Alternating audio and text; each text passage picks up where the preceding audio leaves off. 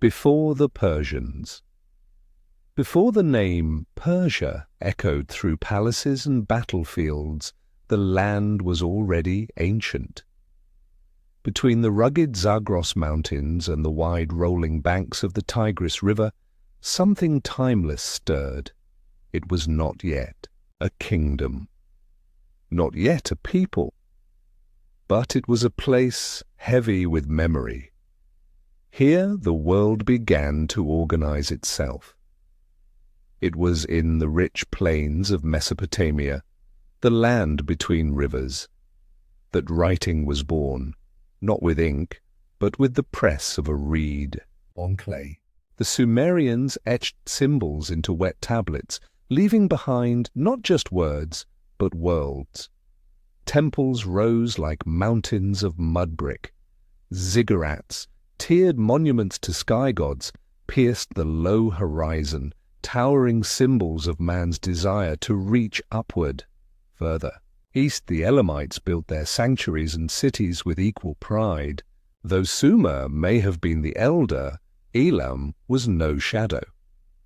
It stood strong, independent, and defiant. The Elamite language, unrelated to anything else spoken, hinted at how different this people was. It was a puzzle of origins. Their gods were strange. Their rulers wore crowns not of myth, but of fierce autonomy, and they endured. The Assyrians, brutal and brilliant, left stone-carved records of conquest. They did not merely write history, they smashed it into the walls of their cities with chisels and fear. Their kings, Ashurbanipal, Tiglath-Pileser, were warriors and collectors of knowledge. Beneath their thrones lay archives stacked in slabs of cuneiform, and still, beyond the reach of their iron grip, the eastern mountains stood untouched, waiting, long before Cyrus, long before the idea of Persia. The earth here pulsed with the weight of old empires. Every ruin was a whisper, every buried city a story half told. The land did not sleep. It remembered.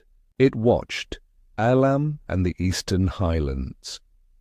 To the east of Sumer and Akkad, a people flourished, not as conquerors of cities, but as children of the mountains. The Elamites were the keepers of a world apart. Their homeland lay along the edge of what would one day be known as Persia, in the thick folds of the eastern highlands, where rivers came down hard from the hills, and forests held the mist like breath. Their cities, Susa most of all, were centers of power, trade, and religious life.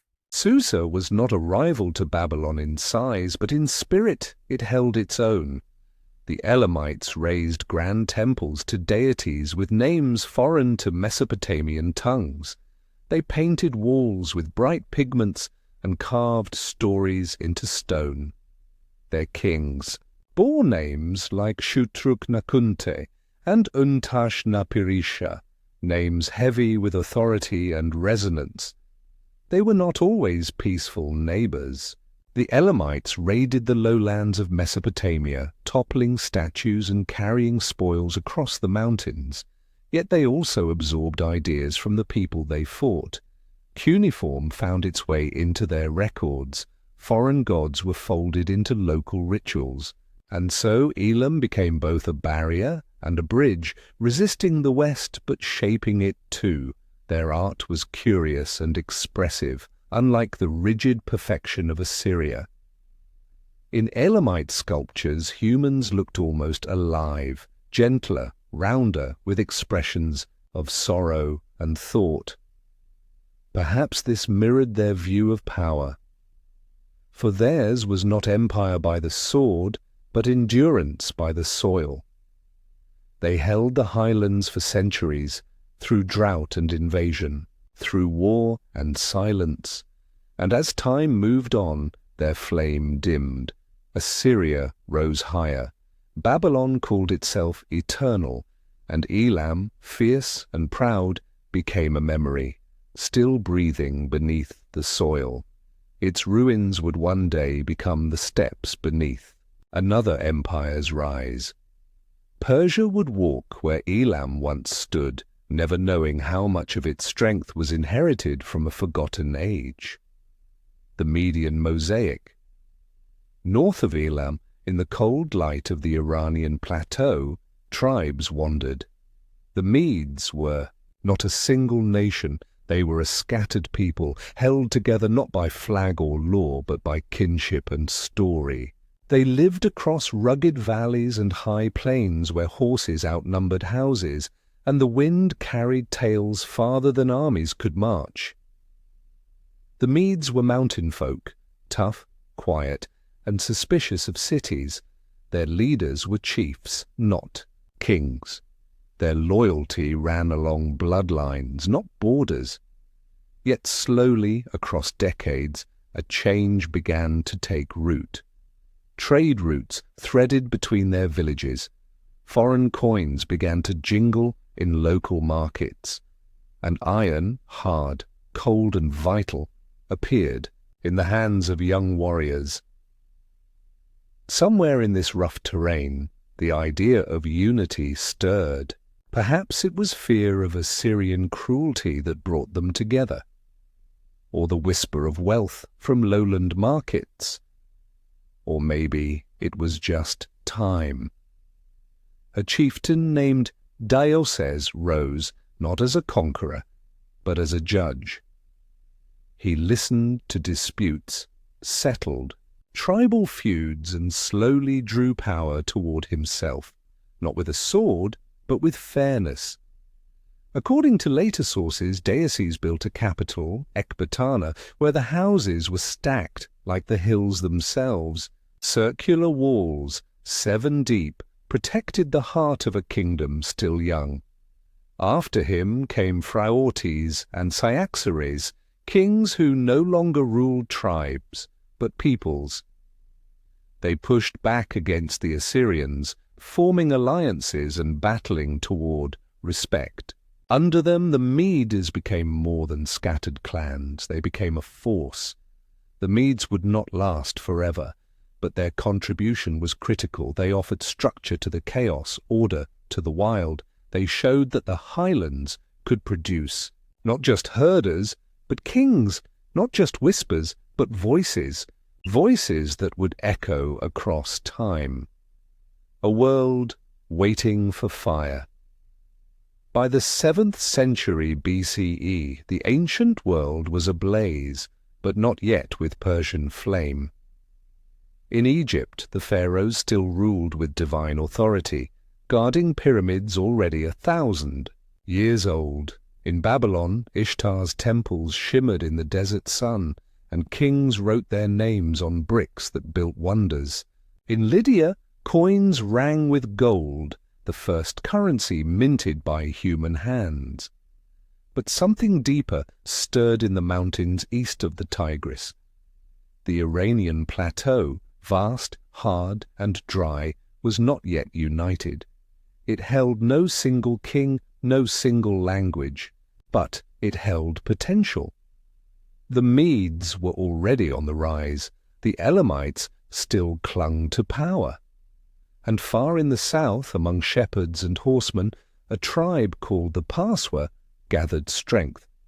They were not yet Persians, not in name, not in power, but they had something old empires had lost, hunger, not just for conquest, but for meaning.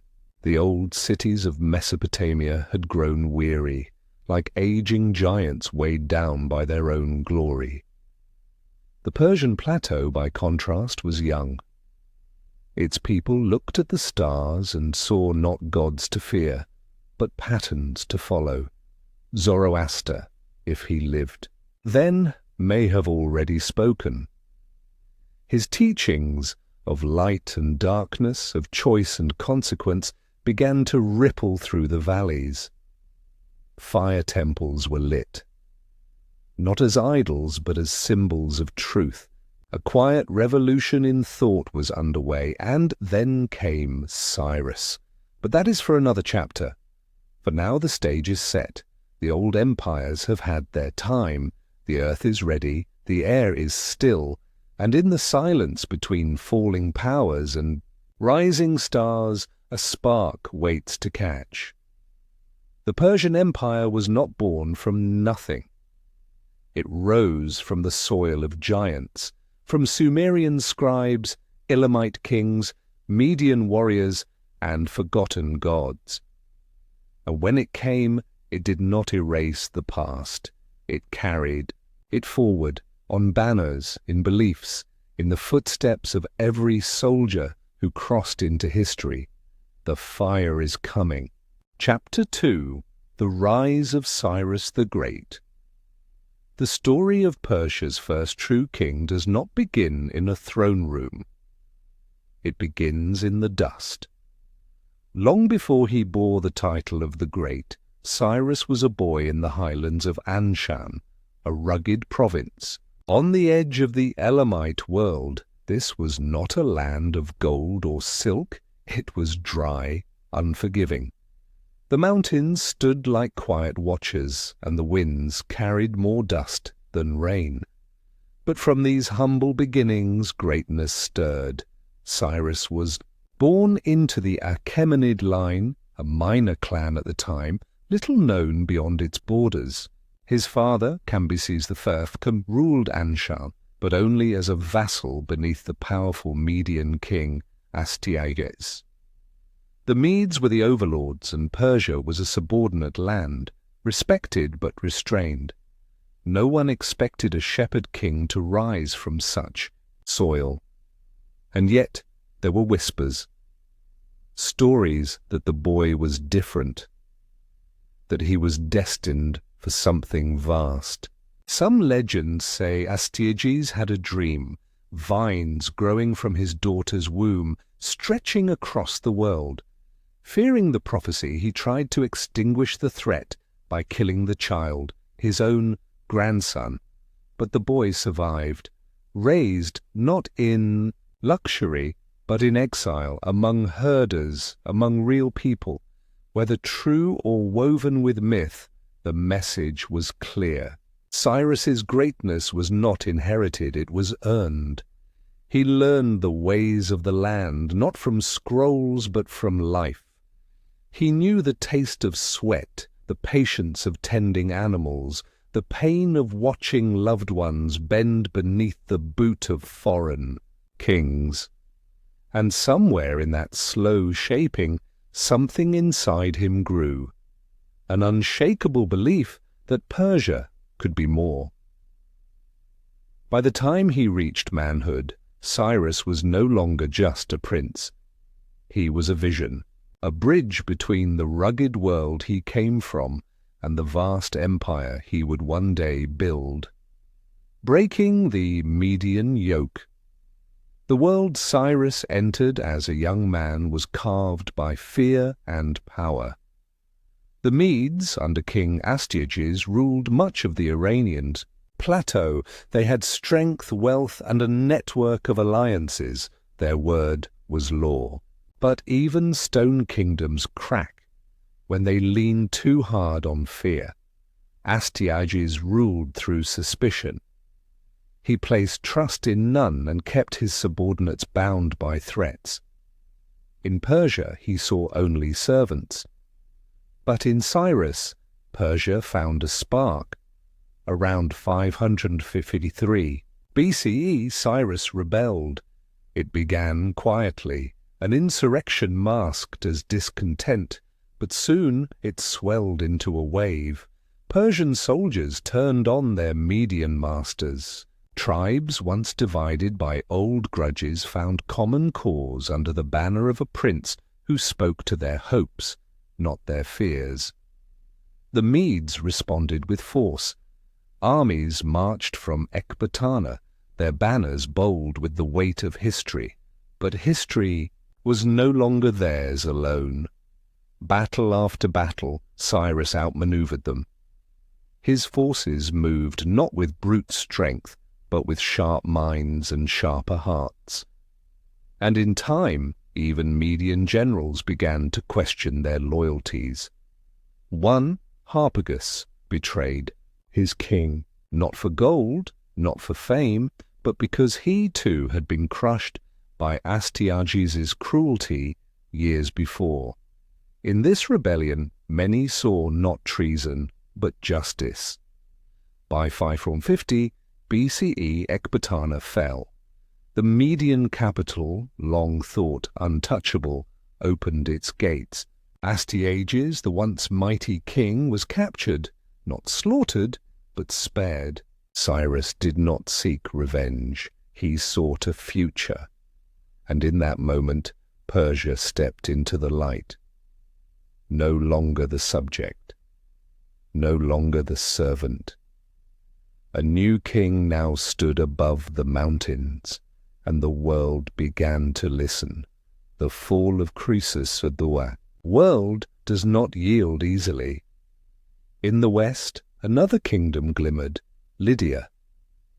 It was ruled by Croesus, a man whose wealth was so vast his name became legend. Gold poured from the Pactolus river, and temples glowed with offerings. Croesus was not a warrior in the traditional sense, but he was confident. He had allies, power, and the favor of the oracle at Delphi. He believed he could strike Cyrus and survive. He was wrong. In 547 BCE, Croesus crossed the Halys River and marched east, hoping to stop Persia before it grew too bold. Cyrus met him with calm. His army was smaller, but his resolve was deeper. The two forces clashed at the Battle of Pteria. Neither won clearly, but as winter loomed, Croesus did what kings of old always did. He returned home to wait for spring. Cyrus did not wait. In a stunning move, the Persian king chased the retreating Lydians across the freezing plains. His army moved like smoke, fast, silent, unstoppable. Croesus was unprepared. Before he could rally his allies, Cyrus was at his gates. The siege of Sardis was swift. Walls that once seemed eternal crumbled, and the Golden King fell, not in fire, but in awe, and yet again Cyrus chose mercy. Croesus was not executed. He was spared, made an advisor, perhaps even a friend. The wealth of Lydia flowed into Persian hands, but not with blood. It was not conquest for destruction. It was conquest with vision, and in this the world began to see something new. A king who did not destroy. A ruler who built. A conqueror who understood that power held gently could last longer than power enforced. A new kind of empire. By the time Cyrus turned his gaze to Babylon, the world had changed. The old empires, Assyria, Elam, Media, were gone or tamed, but Babylon still stood tall. Its walls were wide enough for chariots. Its ziggurats reached the sky. Its king, Nabonidus, ruled with divine right, or so he claimed. But within Babylon, discontent brewed. The priests felt ignored, the people overtaxed. The gods, some whispered, were angry. Into this storm, Cyrus did not march with fire. He came as a liberator. In 539 BCE, Babylon fell, not with a scream, but with a sigh. The gates opened without a battle. The city surrendered almost peacefully, and when Cyrus entered, he did not loot. He did not burn. He bowed at temples. He restored priests. He spoke in the name of Marduk, the Babylonian god. This was something the world had never seen. A conqueror who honored the gods of the conquered. A king who released the enslaved, who let the exiled Jews return to Jerusalem, who allowed temples to rise again. This was not just strategy, it was belief. Cyrus did not see diversity as weakness, he saw it as strength. His empire was not a single people, but a tapestry woven with respect. Persians, Medes, Lydians, Babylonians, Jews, Elamites, each kept their gods, their customs, their names. And this vision, radical, gentle, immense, was etched into stone. The Cyrus cylinder, often called the first charter of human rights, tells us what kind of king he wanted to be. It speaks not of war but of peace, not of laws enforced, but of justice embraced. It is not a boast, it is a promise. And so a new kind of empire was born, one that stretched from the Indus to the Aegean, from deserts to forests, not with fear, but with faith in a different kind of rule. Cyrus the Great did not simply build an empire, he built a legacy, one that would shape kings, empires, and ideas for centuries to come, and yet even he would fall. Not to war, but to time. In 530 BCE, on campaign in the east, Cyrus died. The details are uncertain. The man who reshaped the world faded quietly into the earth, but in Pasargadae, his tomb still stands. Simple, silent, a rectangle of stone beneath the open sky. It bears no boast, no gold, no crown, only the echo of a life lived differently. Passerby, one inscription once read, "I am Cyrus, who founded the Persian Empire. Do not begrudge me this piece of earth that covers my body." A king who asked only for peace, a king who taught the world what greatness could look like, not in conquest, but in mercy. Chapter 3: The Legacy of Cyrus. The gates of Babylon opened without a fight. The world watched, not with fear, but with awe. When Cyrus the Great entered the ancient city in 539 BCE, he did not burn it. He did not enslave its people. Instead, he gave them back their gods. Cyrus's conquest of Babylon was unlike anything the ancient world had seen. Where others destroyed, he restored. Where others suppressed, he respected. The Babylonians, long under the heavy hand of their own rulers, found something unexpected in the Persian king: mercy. Soon after his arrival, Cyrus issued a proclamation that would echo through history. Written in cuneiform on a clay cylinder, it laid out a vision of rule not through fear, but fairness. This object, the Cyrus cylinder, is often called the first charter of human rights. It promised freedom to worship, protection of customs, and return of displaced peoples to their homelands. For the Jewish people, this was a miracle. Exiled in Babylon for decades, they were suddenly told they could go home, rebuild their temple, resume their lives. The book of Isaiah would later call Cyrus the Anointed One, chosen by the God of Israel to deliver his people.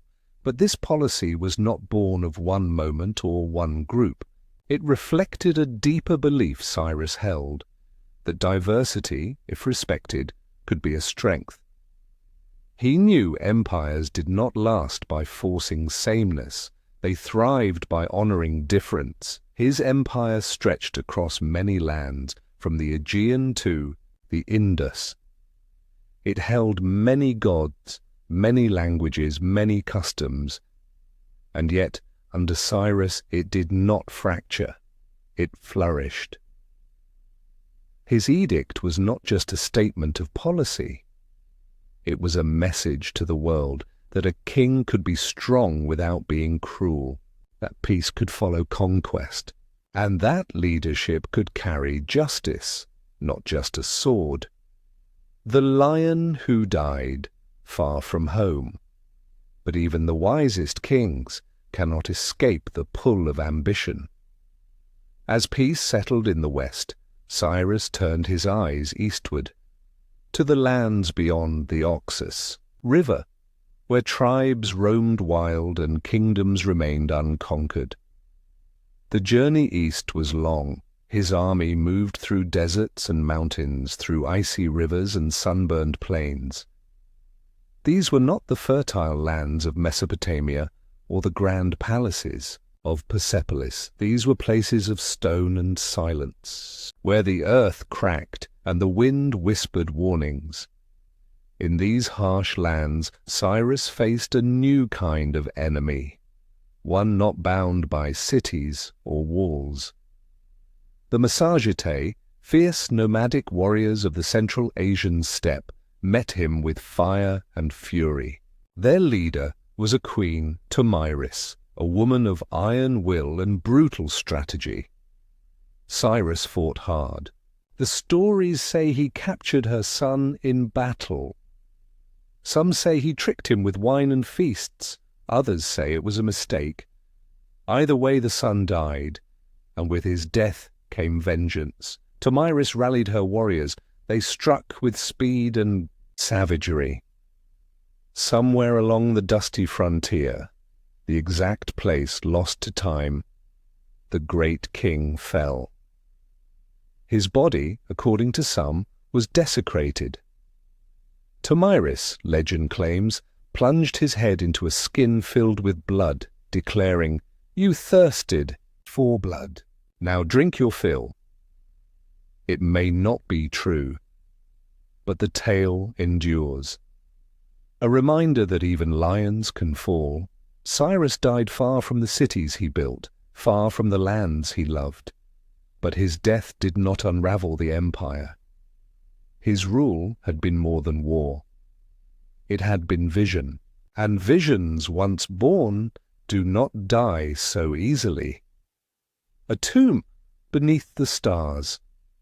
When Cyrus died, his body was carried home, through mountains and rivers, deserts and dreams, to the heart of his empire, to Pasargadae.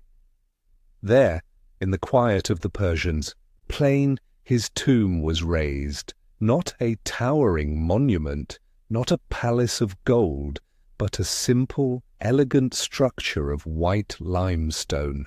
It stood alone on a stepped base, its gabled roof reaching gently to the sky. The tomb was built not to dazzle, but to endure. Its shape echoed the houses of Persian farmers, humble, grounded, true. It was a king's resting place, but also a statement that even the greatest among us returns to the earth. Inside, there was no grand sarcophagus, only a small chamber, a stone lid, and carved into the entrance, an epitaph. Though its exact words remain debated, one version reads, "O man, I am Cyrus, who founded the Persian Empire. Do not begrudge me this little earth that covers my body, simple, honest, human." The tomb weathered centuries. It stood while cities fell. It was spared when Alexander the Great came, though his men disturbed it in curiosity. Even then they showed respect.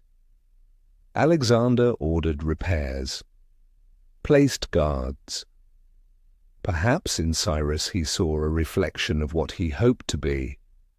At night, the stars above Pasargadae shone on the stone, unchanging, eternal, like the dream Cyrus once had, of a world ruled not by fear, but by fairness. Cyrus in memory and myth. Long after his death, Cyrus lived on, not in body, but in story. To the Greeks, he was a paradox, a barbarian who ruled like a philosopher. Xenophon, a student of Socrates, wrote a book called the Cyropaedia, imagining Cyrus as the perfect ruler, brave, just, wise, a model for kings to follow. To the Jews, he was a Messiah, a foreigner who fulfilled prophecy, a conqueror who brought freedom. No other Gentile was ever spoken of in such terms. His name carried weight across ages and scriptures. To Persians, he was the father of the nation, the first Achaemenid, the root from which Darius, Xerxes, and so many others would grow. His reign became a golden age, the moment when Persia first stood tall among the empires of the world. Even modern leaders looked to him. His cylinder inspired declarations of rights. His policies echoed in constitutions. His memory survived revolutions, invasions, and centuries of change. But perhaps his greatest legacy was not in law or legend, but in possibility. Cyrus proved that power and kindness could walk together, that an empire could be strong and still be just, that a ruler could conquer without crushing. The truth of his life may be clouded by myth, but that too is part of his legacy, for myths do not form around the unremarkable. They form around those who dared to shape the world, and did. Cyrus the Great, a man who built with thought, ruled with heart, and died with his name written not just in stone, but in the conscience of history. Chapter 4. Cambyses and the Egyptian Dream.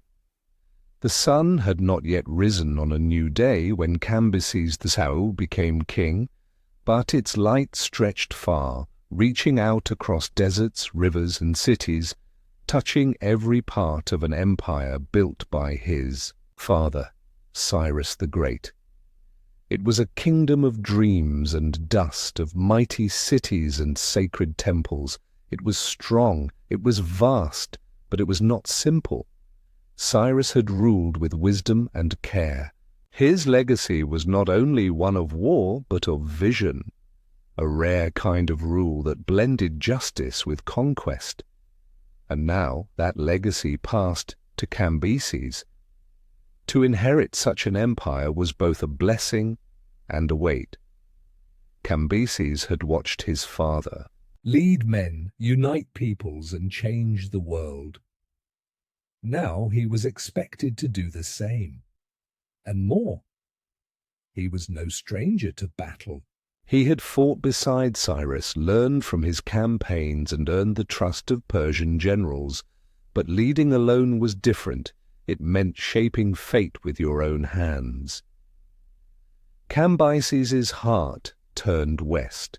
Beyond the empire's edge, past the shifting sands and fertile coasts, lay Egypt, old, powerful, proud. Its pharaohs had ruled since time began, or so they claimed. They wore crowns of gold and spoke with the voice of gods. To conquer Egypt would be to match, perhaps even surpass, the deeds of his father, but it would also mean challenging a civilization older than memory itself. He knew the risks, but Cambyses believed in fate and in the strength of his armies. He set his eyes on the Nile, and the empire marched again. March to the Nile. The journey into Egypt was not a simple invasion. It was a trial of will, of faith, and of endurance. To reach the Nile, Cambyses had to cross the brutal Sinai. This was not land that welcomed travelers. It was a world of endless sand, cruel winds, and shifting illusions. Horses collapsed, men staggered, thirst came quickly, hope came slowly. But the Persians were prepared. They carried water in skins, grain in sacks, and gods in their hearts. They moved as one, slow, steady, unyielding. When they reached the borders of Egypt, they found resistance. Pharaoh Psamtik III, young and proud, led the defense. The Nile's delta swelled with soldiers and spears. The gods of Egypt carved in stone and worshipped in chants, were called upon to protect the land. Cambyses responded not with fear, but fire. The Battle of Pelusium, near the Nile's mouth, became legend. Herodotus, the Greek historian, claimed Cambyses used cats, sacred to the Egyptians, as shields, knowing the enemy would not strike them. Whether true or not, the result was clear. Persia won. The Egyptian army fell back. The cities followed. Memphis, the capital, surrendered. Psamtik was taken in chains. Temples were entered. Thrones were claimed. Egypt, after millennia of independence, had fallen to a foreign king. For Cambyses it was a triumph. He had done what even Cyrus had not, brought Egypt into the empire. From the mountains of Media to the banks of the Nile, the world now bowed to Persia, but victory brought questions. Could Cambyses rule Egypt, not just conquer it? Could he honor its gods, respect its people, and hold its heart? The answer, like the desert, was not so clear. The madness of power. In time, stories began to stir, whispered by priests, written by Greeks, spread through broken cities. They spoke of a king gone mad. They said Cambyses defiled temples, that he struck sacred statues, mocked gods, and murdered priests, that he killed his own brother, Smerdis, out of fear and jealousy, that he married his sister, that he laughed at the dead. Some tales were horrifying, others strange. All of them painted a picture not of a ruler, but a monster. But truth, in history, is never simple. The Egyptians, proud and conquered, had reasons to hate him. Their priests, stripped of power, may have crafted stories to shame their new king. The Greeks, who feared Persia's reach, found in Cambyses a perfect villain. For their tales, what is known is this: Cambyses ruled Egypt with a heavy hand. He sought to control its rituals, oversee its temples, and impose Persian order on an ancient land. He may have misunderstood its customs, he may have offended its people, but madness, that remains a question. Cambyses had been trained to rule. He had led armies across continents. He had faced the hardest journey a man could face, following in the steps of a father worshipped like a god. Power changes men. Grief twists judgment. And far from home, in a land filled with silence and stone, even a king can lose his way. The truth of Cambyses lies somewhere between the lines, in the shadows of stories told and untold, rebellion in the east. While Cambyses walked among pyramids and sphinxes, another drama unfolded in the heart of his empire. Far to the east, in Persia itself, a man appeared. He wore royal robes, he sat on the throne, he claimed a name that stirred confusion: Smerdis. Cambyses had a brother named Smerdis, and by most accounts that brother was dead, killed by Cambyses himself in a moment of fear or rage. But this new Smerdis, this false king, said otherwise. He told the people that Cambyses had lied, that the true heir had returned, that justice would be restored. And the people listened. For months they had heard nothing from Cambyses. Egypt was far, the king was silent, and the empire felt adrift. One by one the provinces turned. Satraps pledged loyalty to the new ruler. Armies wavered, cities opened their gates. Cambyses heard the news as he was returning home, through the same sands he had once crossed with hope. Now they felt heavier, more endless. He made plans to reclaim his throne. But fate had other ideas. In Syria, before he could act, Cambyses died. Some say it was suicide, others say accident. A wound from his own sword, a fall from his horse, a whispered curse from gods forgotten. His body never reached Pasargadae. His tomb was never built. His name became tangled in debate, and in Persia the man called Smerdis sat on the throne for a time. The empire had survived Cyrus. It had stretched under Cambyses, but now it stood on a knife's edge. The future was uncertain, the past unresolved. The Persian Empire had reached the Nile, but at what cost? Cambyses's dream had been to match his father. In conquest he had, but in legacy he struggled. His story, like the desert wind, shifts shape. Never still, never clear, always waiting. Chapter 5. Darius the Architect. The empire trembled. In the years after Cambyses the Tin, Persia stood on the edge of confusion. The son of Cyrus had conquered Egypt, yes, but he had died mysteriously, far from the center of his realm. In his absence, a new figure had seized power. This man called himself Smerdis. Some believed he was the true brother of Cambyses.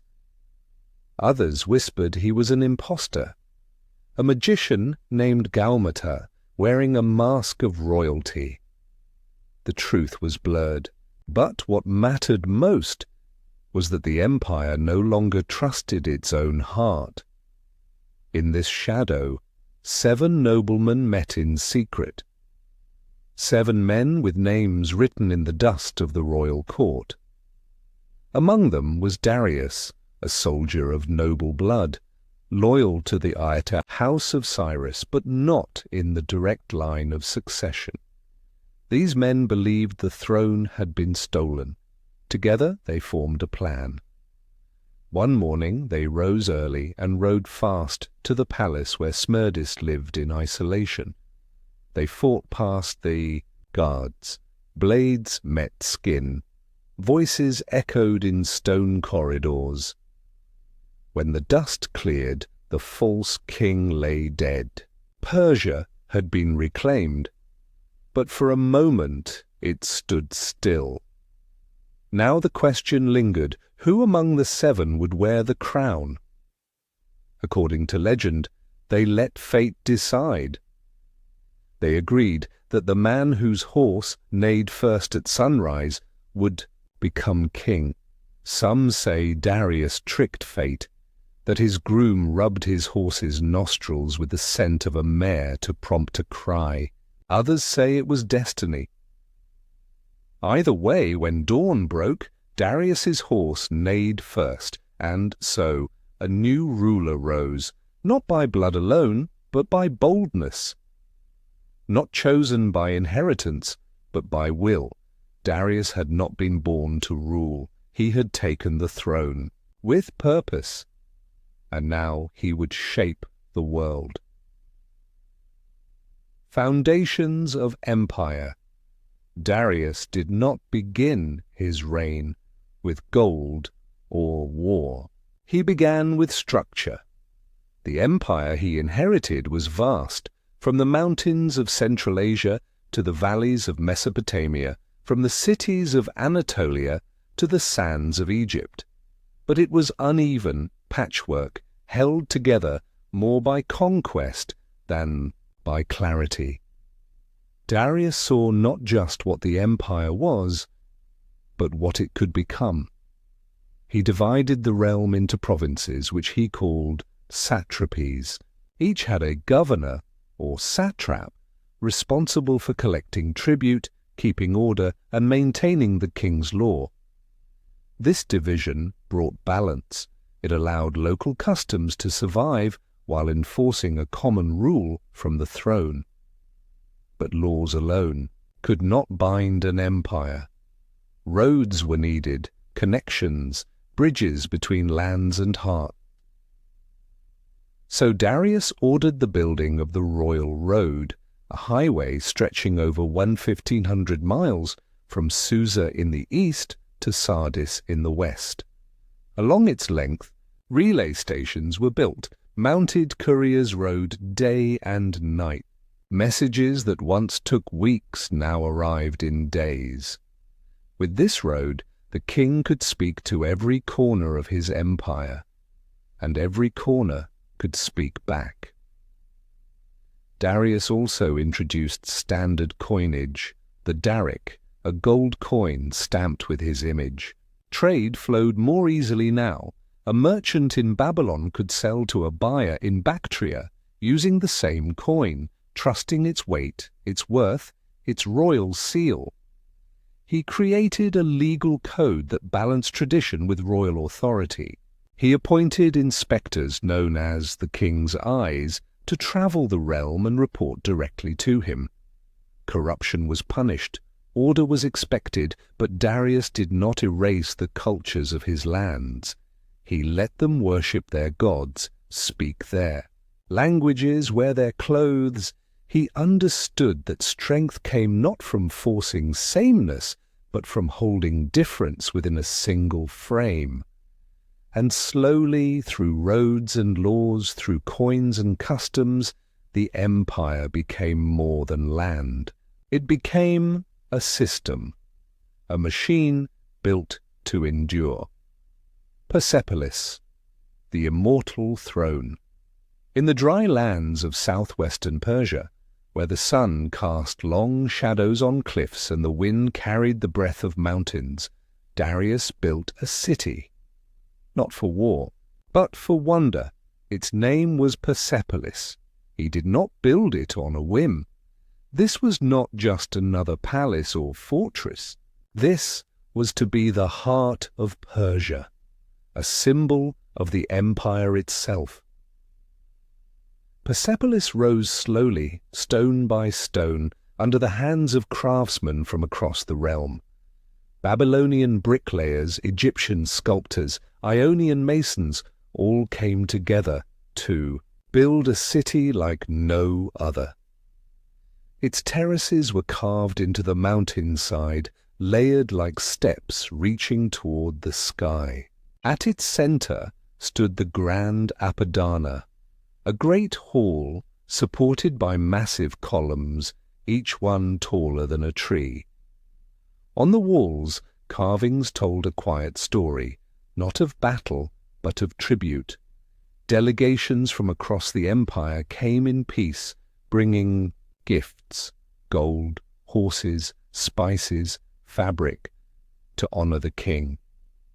Medes, Elamites, Armenians, Indians, Ethiopians, each shone with dignity, their differences celebrated, not hidden. There were no walls of conquest here, only harmony carved in stone, the throne hall, the treasury, the council chambers, all built with care, symmetry, and vision. This was not just a place to live, it was a place to last. Every column whispered of permanence, every stairway climbed toward meaning. Even the city's destruction centuries later by Alexander the Great could not erase its message. Its ruins still speak. They remind the world that Darius dreamed not just of power, but of civilization, of order, of art, of glory made quiet and eternal, the world under one banner. By the time the city neared completion, the world had changed, and it bore the mark of one man. Under Darius, the Persian Empire stretched farther than any before. To the east, it reached the Indus Valley, touching lands filled with elephants and emeralds.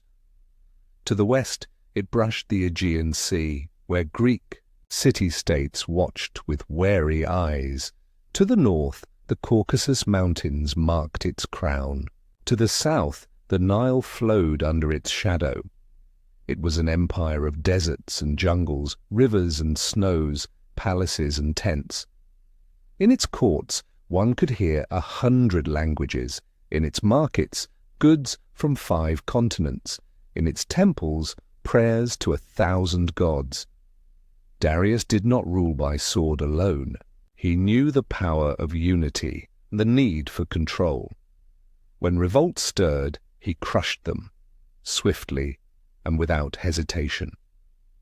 The Behistun inscription, carved high into a cliff in what is now Iran, tells of these rebellions. It shows Darius standing tall, foot on the chest of a defeated pretender, surrounded by captives, arms bound. But it is not a celebration of cruelty. It is a declaration of order restored. He led campaigns into Scythia and Thrace, challenged the Greek cities of Ionia, and prepared an expedition that would bring Persia into direct conflict with Athens, a tale for another time. Still, his greatest conquest was not land, but legacy. Under his rule, Persia became more than a kingdom. It became an idea, a structure, a world in itself. No empire before had reached so far, connected so many, governed so wisely, or lasted so long. Darius died in 486 BCE after a reign of nearly 4 decades. He was buried at Naksh-e-Rustam in a tomb carved into a cliff, watching over the land he had shaped and the world he left behind. It was still standing. Chapter 6. Fire and Faith.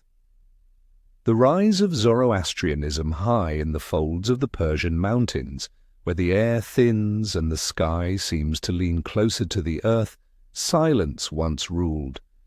It was a silence broken only by wind brushing across stone, the call of distant hawks and the low murmur of shepherds to their flocks.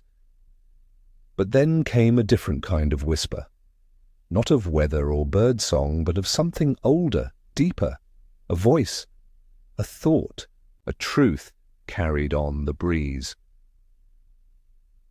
Long before empires carved borders into the earth, and long before kings claimed divine right, a man named Zarathustra walked alone through these lands.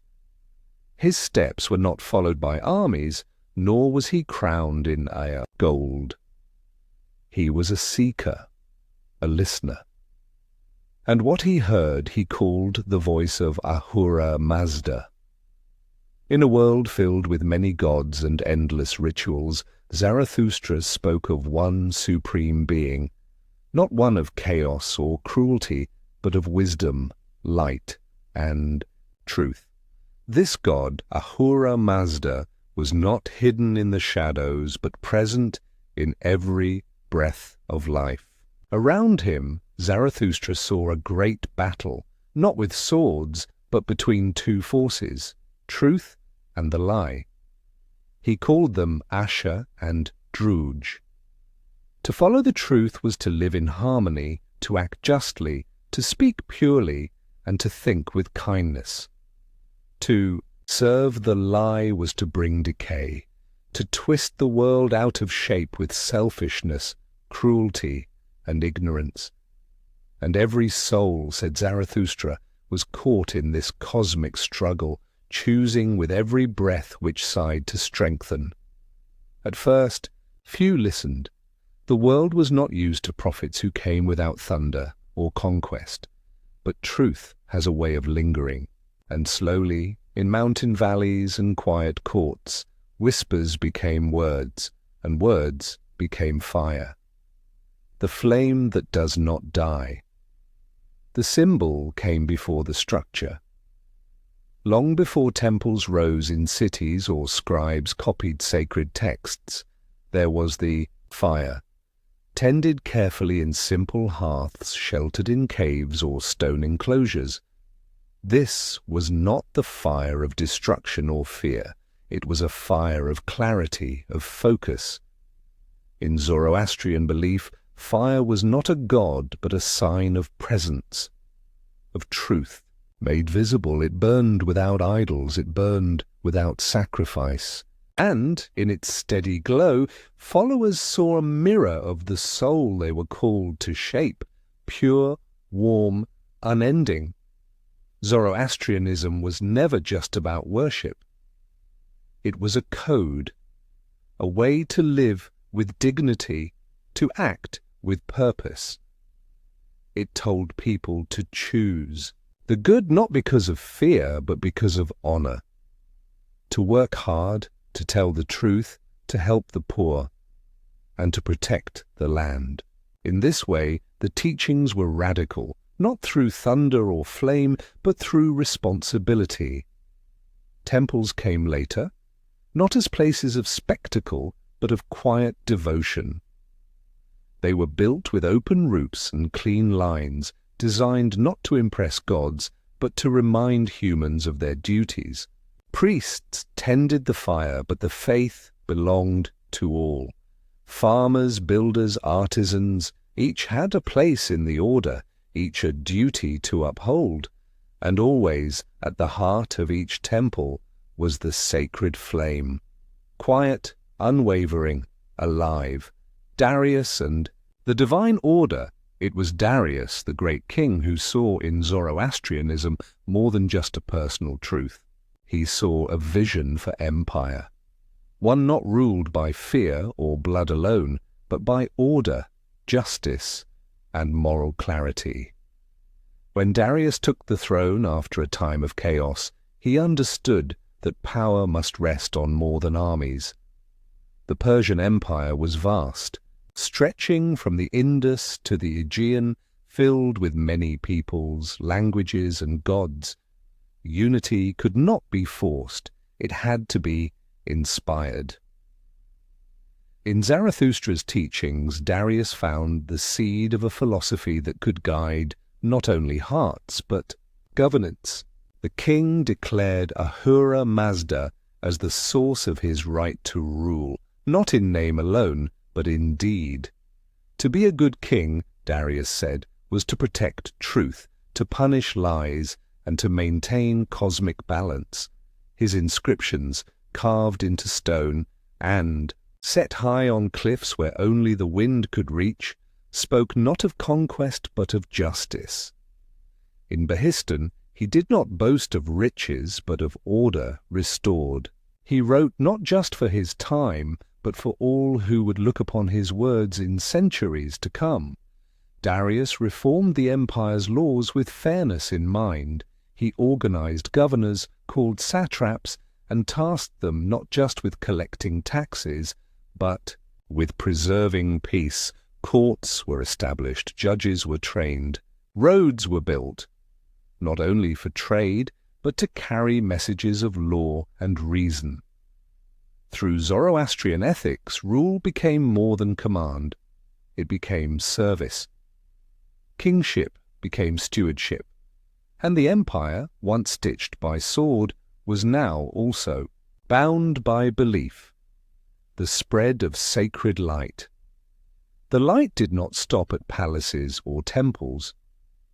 Like the morning sun rising across plains and valleys, Zoroastrianism spread, not always with noise, but with consistency. It travelled in the words of merchants, in the rituals of farmers, in the teachings of scribes, as roads stretched across Persia.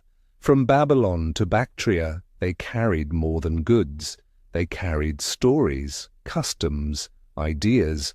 The sacred fire became a beacon, not just of Persia's faith, but of its cultural soul. Art began to reflect these values. Reliefs and carvings showed kings with clean hands raised in truth. They stood before fire altars, not in fear, but in reverence.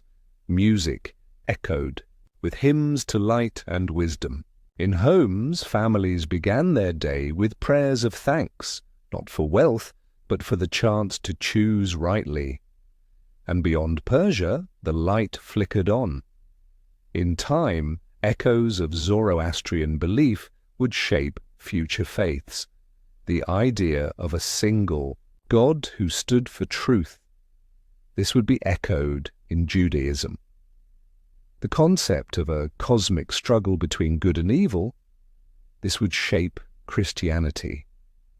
The importance of fire, of purity, of right living, this would stir within Islam, though history would later dim its prominence. The foundation laid by Zoroastrianism endured.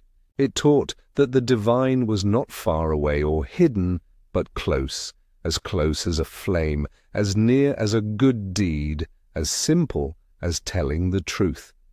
And so, even as new empires rose and fell, and new faiths took root, the sacred light of Persia continued to glow quietly, patiently, like a fire that does not die. Chapter 7. The Persian Wars begin. It began not with thunder, but with a spark. Along the western edge of the Persian Empire, where the land kisses the Aegean Sea, a quiet defiance flickered into flame. These were the Ionian cities, Greek in language and spirit, Persian in rule. For years they had paid their tribute, bowed their heads, and gone about their lives under the watch of Persian satraps. But something was shifting. In Miletus and the cities beyond, discontent stirred. It was not just about taxes or governors, it was about freedom, the sense that one city should be ruled by its own hand, not a distant king's. The Ionians looked across the sea and saw kindred spirits. The Athenians, who had recently cast off their own tyrants and now flirted with new ideas of rule and reason. And so they rose. The Ionian revolt was small in scale but vast in meaning. A few cities took up arms, a few ships set sail. They knew the odds were impossible, but they hoped the gods still watched. When Athens sent ships to help, the message was clear. This was no longer a local rebellion, it was a challenge. The Persians responded with force, crushing the revolt with swift and brutal precision. Miletus was burned, its people scattered. The flames lit the horizon, but it was another fire that now smouldered in the heart of Darius the Great. He did not forget the insult.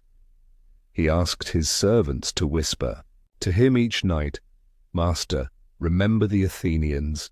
The first invasion years passed, but vengeance ripened like a storm gathering over still waters. In 492 BCE, Darius began his move. First, his armies marched north through Thrace and Macedonia, subduing lands and securing allies. Then, in 490 BCE, he launched his grand gesture, an invasion by sea. A fleet of hundreds of ships crossed the Aegean, carrying soldiers, horses, and the weight of empire. The goal was not simply conquest, and it was a statement that no insult to Persia would go unanswered, that the world still turned beneath the shadow of the great king. City after city surrendered. Naxos, Eretria. The Persians burned temples and took prisoners. They marched with confidence, for their victories had always come swiftly. Until Marathon. On the wide, flat plain outside the city of Athens, a smaller Greek force waited, outnumbered but not overwhelmed. The Athenian hoplites, armed with bronze shields and short spears, knew the land. They knew their home. And they knew they had no place left to run. When the Persian forces landed, they expected an easy sweep. What they faced instead was a sudden, fierce charge, a wall of shields and resolve crashing into their lines with shocking speed. The battle was short. The Persians faltered, then fled to their ships. The Athenian dead were buried where they fell. The Persian dead were left behind, silent beneath the sky. It was the first real defeat Persia had suffered in the West, and though the empire remained vast and powerful, something new now stirred in its path, an idea that even a giant could fall. Echoes across empires, the shock reached deep. In Persepolis, where the columns rose high into the desert light and the walls were carved with kings and courtiers, word arrived like a wound. Darius did not rage. He planned, he measured, and then he prepared again. This time the invasion would be larger, more ships, more soldiers, more certainty. But fate, that patient and stubborn weaver, had other plans. Before his second campaign could begin, Darius fell ill. The hand that once signed decrees and held the reins of empire now trembled with weakness. He died with his thoughts still fixed westward, the revenge he dreamed of left to another. That task now passed to his son, Xerxes. Xerxes had grown up in the heart of Persian grandeur, surrounded by the rituals and rhythms of the court. He had learned the names of every satrap, the trade routes of every province. He had walked the halls where the memory of kings whispered from stone. But he had also learned of Marathon and of the Greeks, the defiant, unpredictable Greeks. He did not see them as a threat, not yet. But he saw in them a challenge, a noise in the quiet order his father had built, so he too began to prepare. Temples were consulted, bridges were planned, armies were summoned, not hundreds, but thousands. Ships were ordered from Phoenicia, Cyprus, Egypt. The empire's full weight would now move toward one goal, to silence the defiance that had once flickered in Ionia. The war that would not end, and still it was only the beginning. The Persian wars were not a single campaign, not a single clash between two armies. They became something deeper, a long echo of wills, a meeting of worlds.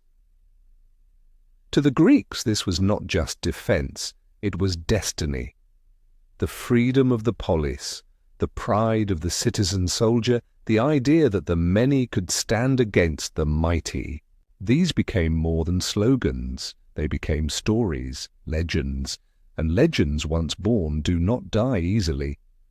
To the Persians it was not just conquest, it was correction, restoring order, teaching loyalty, making sure that all lands, all peoples, still remembered the center from which the world was ruled. The war moved not just in battles, but in dreams, in the fear of towns waiting for sails on the horizon, in the pride of mothers sending sons to fight on rocky shores, in the voices of kings debating in palaces and temples. It was East and West, power and principle, empire and idea, and though the war had begun, it would not end with one invasion, or two, or three. It would echo through time, shaping not just borders, but beliefs. The names would become familiar: Thermopylae, Salamis, Plataea. Heroes would rise. Kings would fall. And somewhere beneath it all, the simple truth remained that one small revolt on one forgotten coast had lit a fire even empires could not put out. And in the silence that followed each clash, the world listened. Chapter 8. Xerxes and the March of 1,000,000 Men. Xerxes was not born into peace. He was born into the expectation of greatness, into a world shaped by the legacy of his father, Darius the Great. From the marble corridors of Persepolis to the dusty, wind-swept plains of Media, his name was whispered with reverence long before he ascended the throne. To be a son of Darius was to live in the long shadow of a man who had ruled with vision and steel.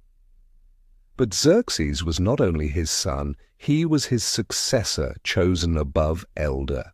Brothers, not for birth order, but for merit and for the strength of his mother's bloodline. Atossa, daughter of Cyrus the Great himself. In Xerxes flowed the blood of empires. He had been trained for this life, groomed in court and on campaign, his education steeped in the intricacies of administration, military strategy, and divine kingship. The Zoroastrian priests taught him the truths of order and chaos. The generals showed him the price of peace, and the halls of the Achaemenid palace echoed with the memories of retribution. For Greece had wounded Persia, and Xerxes had not forgotten. He ascended the throne in 486 BCE with a promise unspoken but clear. The insult of Marathon would be avenged. The Greeks, those fragmented city-states perched at the edge of the world, had dared to humiliate Darius. Xerxes would make them bow, but first he secured his own empire, stamping out revolts in Egypt and Babylon, ensuring that the outer edges of the realm did not fray. Only once his borders were sealed with silence did he turn westward, toward Greece, toward destiny. The bridge of boats, the scale of Xerxes' invasion, would become legend, echoing through the centuries as one of the greatest military mobilizations in human history. It was not a mere army that gathered in the spring of 480 BCE, it was a moving empire. Across the plains of Anatolia and the heartlands of Persia, soldiers marched in rhythm to the beating drum of conquest. They came from every corner of the known world, Medes in embroidered tunics, Bactrians with braided beards, Ethiopians with painted faces, Scythians in fur-lined cloaks, and Indians with chariots drawn by war elephants. Each contingent bore its own language, weapons, and customs, yet all knelt beneath one banner, that of Xerxes, Shahanshah, King of Kings. To cross into Greece, Xerxes faced the narrow strait of the Hellespont, a ribbon of sea that separated Asia from Europe. Where others built ships, Xerxes built a bridge, not of stone, but of boats, lashed together with rope, lined with wooden planks, and held firm by faith in Persian engineering. It was a marvel of logistics. 2 pontoon bridges stretched across the water, wide enough for armies to march 10 abreast, with supply wagons and cavalry weaving between. When an early storm destroyed the first attempt, Xerxes did not flinch. He ordered the sea itself to be whipped, a symbolic punishment for disobedience, and commanded his engineers to begin again. The second bridge held. As the sun rose over the waters, Xerxes stepped onto it and led the way, his gaze fixed on the horizon where vengeance waited. Behind him marched hundreds of thousands, an endless tide of humanity that darkened the earth beneath its feet. Herodotus, in awe, claimed their numbers reached 1 million. Perhaps it was fewer. But for the Greeks it felt like the weight of the world was moving toward them. Thermopylae, the stand of the few. At the narrow mountain pass of Thermopylae, where the cliffs of Mount Calidromo kissed the Malian Gulf, the Persian tide met a stone of resistance. It was not a large army, not a grand defense, but it was defiant. Leonidas, king of Sparta, led a small force, barely 7,000 at first, and later only 300 Spartans and a few hundred loyal allies remained. They knew they could not win, but they did not march to win. They marched to show the world that even gods could bleed. For 3 days the Greeks held the pass. Day and night the Spartans fought with discipline honed by years of brutal training. They used the narrowness of the terrain to nullify the Persians' numbers. Wave after wave crashed against them, Medes, Scythians, Immortals, and each time the Greeks stood like granite cliffs against a storm. Xerxes, watching from his golden throne atop the hill, grew impatient. His best soldiers were falling. His pride was stung. And then betrayal opened a new path. A local Greek, Ephialtes, revealed a hidden mountain trail. The Persians flanked the defenders. Leonidas knew the end had come. He dismissed most of the Greeks and remained with his 300 to fight to the last man. They fought in silence, as was their way, until they fell beneath a mountain of spears. Thermopylae was a Persian victory, but it was a spiritual defeat. The valor of the few burned into memory. Across the world, poets and historians would recall their stand, not as a loss, but as a beacon. And in that moment, the myth of Western defiance against Eastern Empire was born. Athens burned, but not broken. With the path through Greece open, Xerxes advanced. City after city yielded, and in late summer Athens stood exposed. Its people had fled to the safety of the island of Salamis. The city itself was largely empty, but its stones still carried meaning. Temples to Athena, symbols of Hellenic pride, and the heart of a civilization that prided itself on freedom. Xerxes entered Athens not as a liberator, but as a conqueror. The Acropolis was taken. Temples were looted. Statues of gods were cast down. And then, as an offering to vengeance, the city was burned. Flames climbed the marble columns and turned the sacred halls into ash. It was not just the destruction of a city, it was the erasure of a challenge, and yet the spirit of Athens had already crossed the water. On the Straits of Salamis, Greek strategy would meet Persian strength in a final clash that would shift the tide. Themistocles, the cunning Athenian general, lured the Persian navy into the narrow channel between the island and the mainland. The Persian fleet, vast but cumbersome, found itself trapped in close quarters. The Greek triremes, smaller, faster, more agile, struck with precision. One by one, Persian ships splintered and sank. Xerxes watched from the shore as smoke and debris filled the sea. His navy, his pride, was breaking apart. The great king had brought an empire to the edge of Europe, but the waters of Salamis would not yield. It was as if the sea itself had risen in defense of Greece. The defeat forced Xerxes to retreat. He left behind a portion of his army under Mardonius to continue the campaign, but the fire had faded. The invasion, once a tidal wave, had receded. Back in Persia, Xerxes would never again attempt to conquer Greece. His dreams of domination had been undone not by the force of armies alone, but by mountains, sea, and the will of a people who refused to vanish.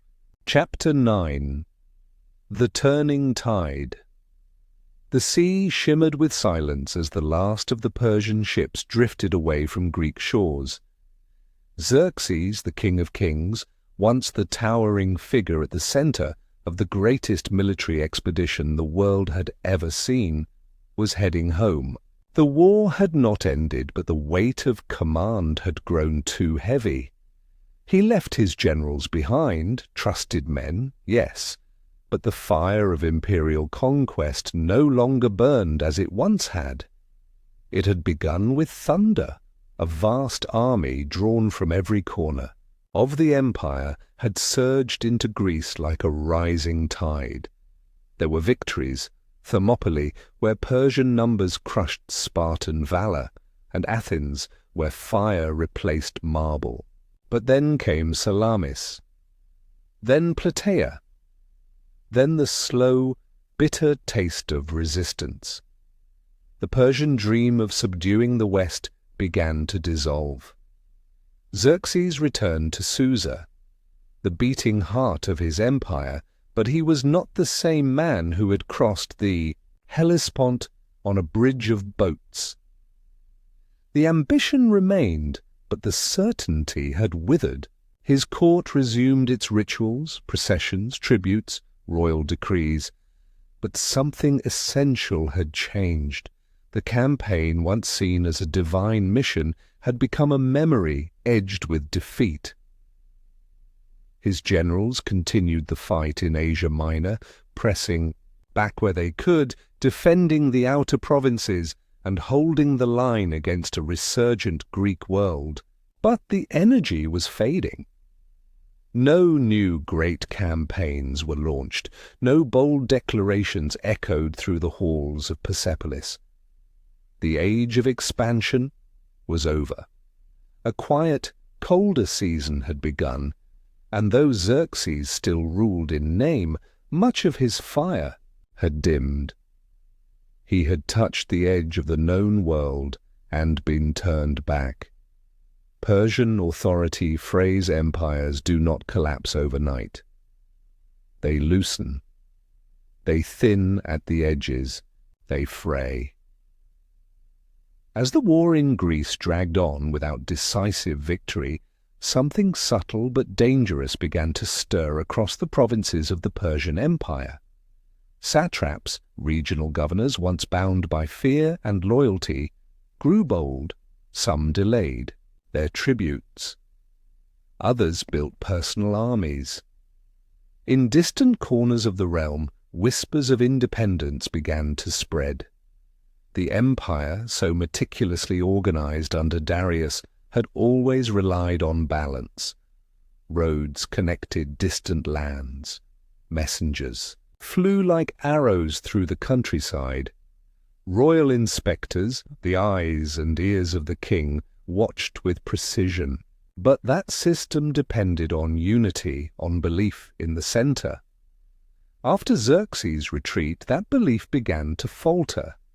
In Egypt, old dreams stirred. The Nile remembered her own kings, and rebellions flared.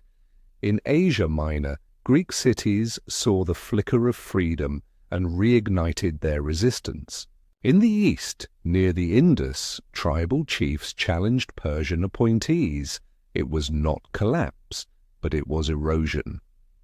Persia's enemies no longer feared her as they once did, and her own children began to test the limits of royal patience. The Achaemenid system remained, but like a tree hollowed by time, its strength was now more illusion than substance. The shell of empire stood tall, but inside it creaked. Artaxerxes and the Quiet Years. After Xerxes' assassination in 465 BCE, his son Artaxerxes I took the throne. His reign would not be defined by conquest but by stillness. In some ways, this was a mercy. The world was tired of war. The court, the people, even the provinces longed for calm. And for a time, Artaxerxes gave them that. These were the quiet years of the Persian Empire. Trade resumed, temples were restored, roads were repaired.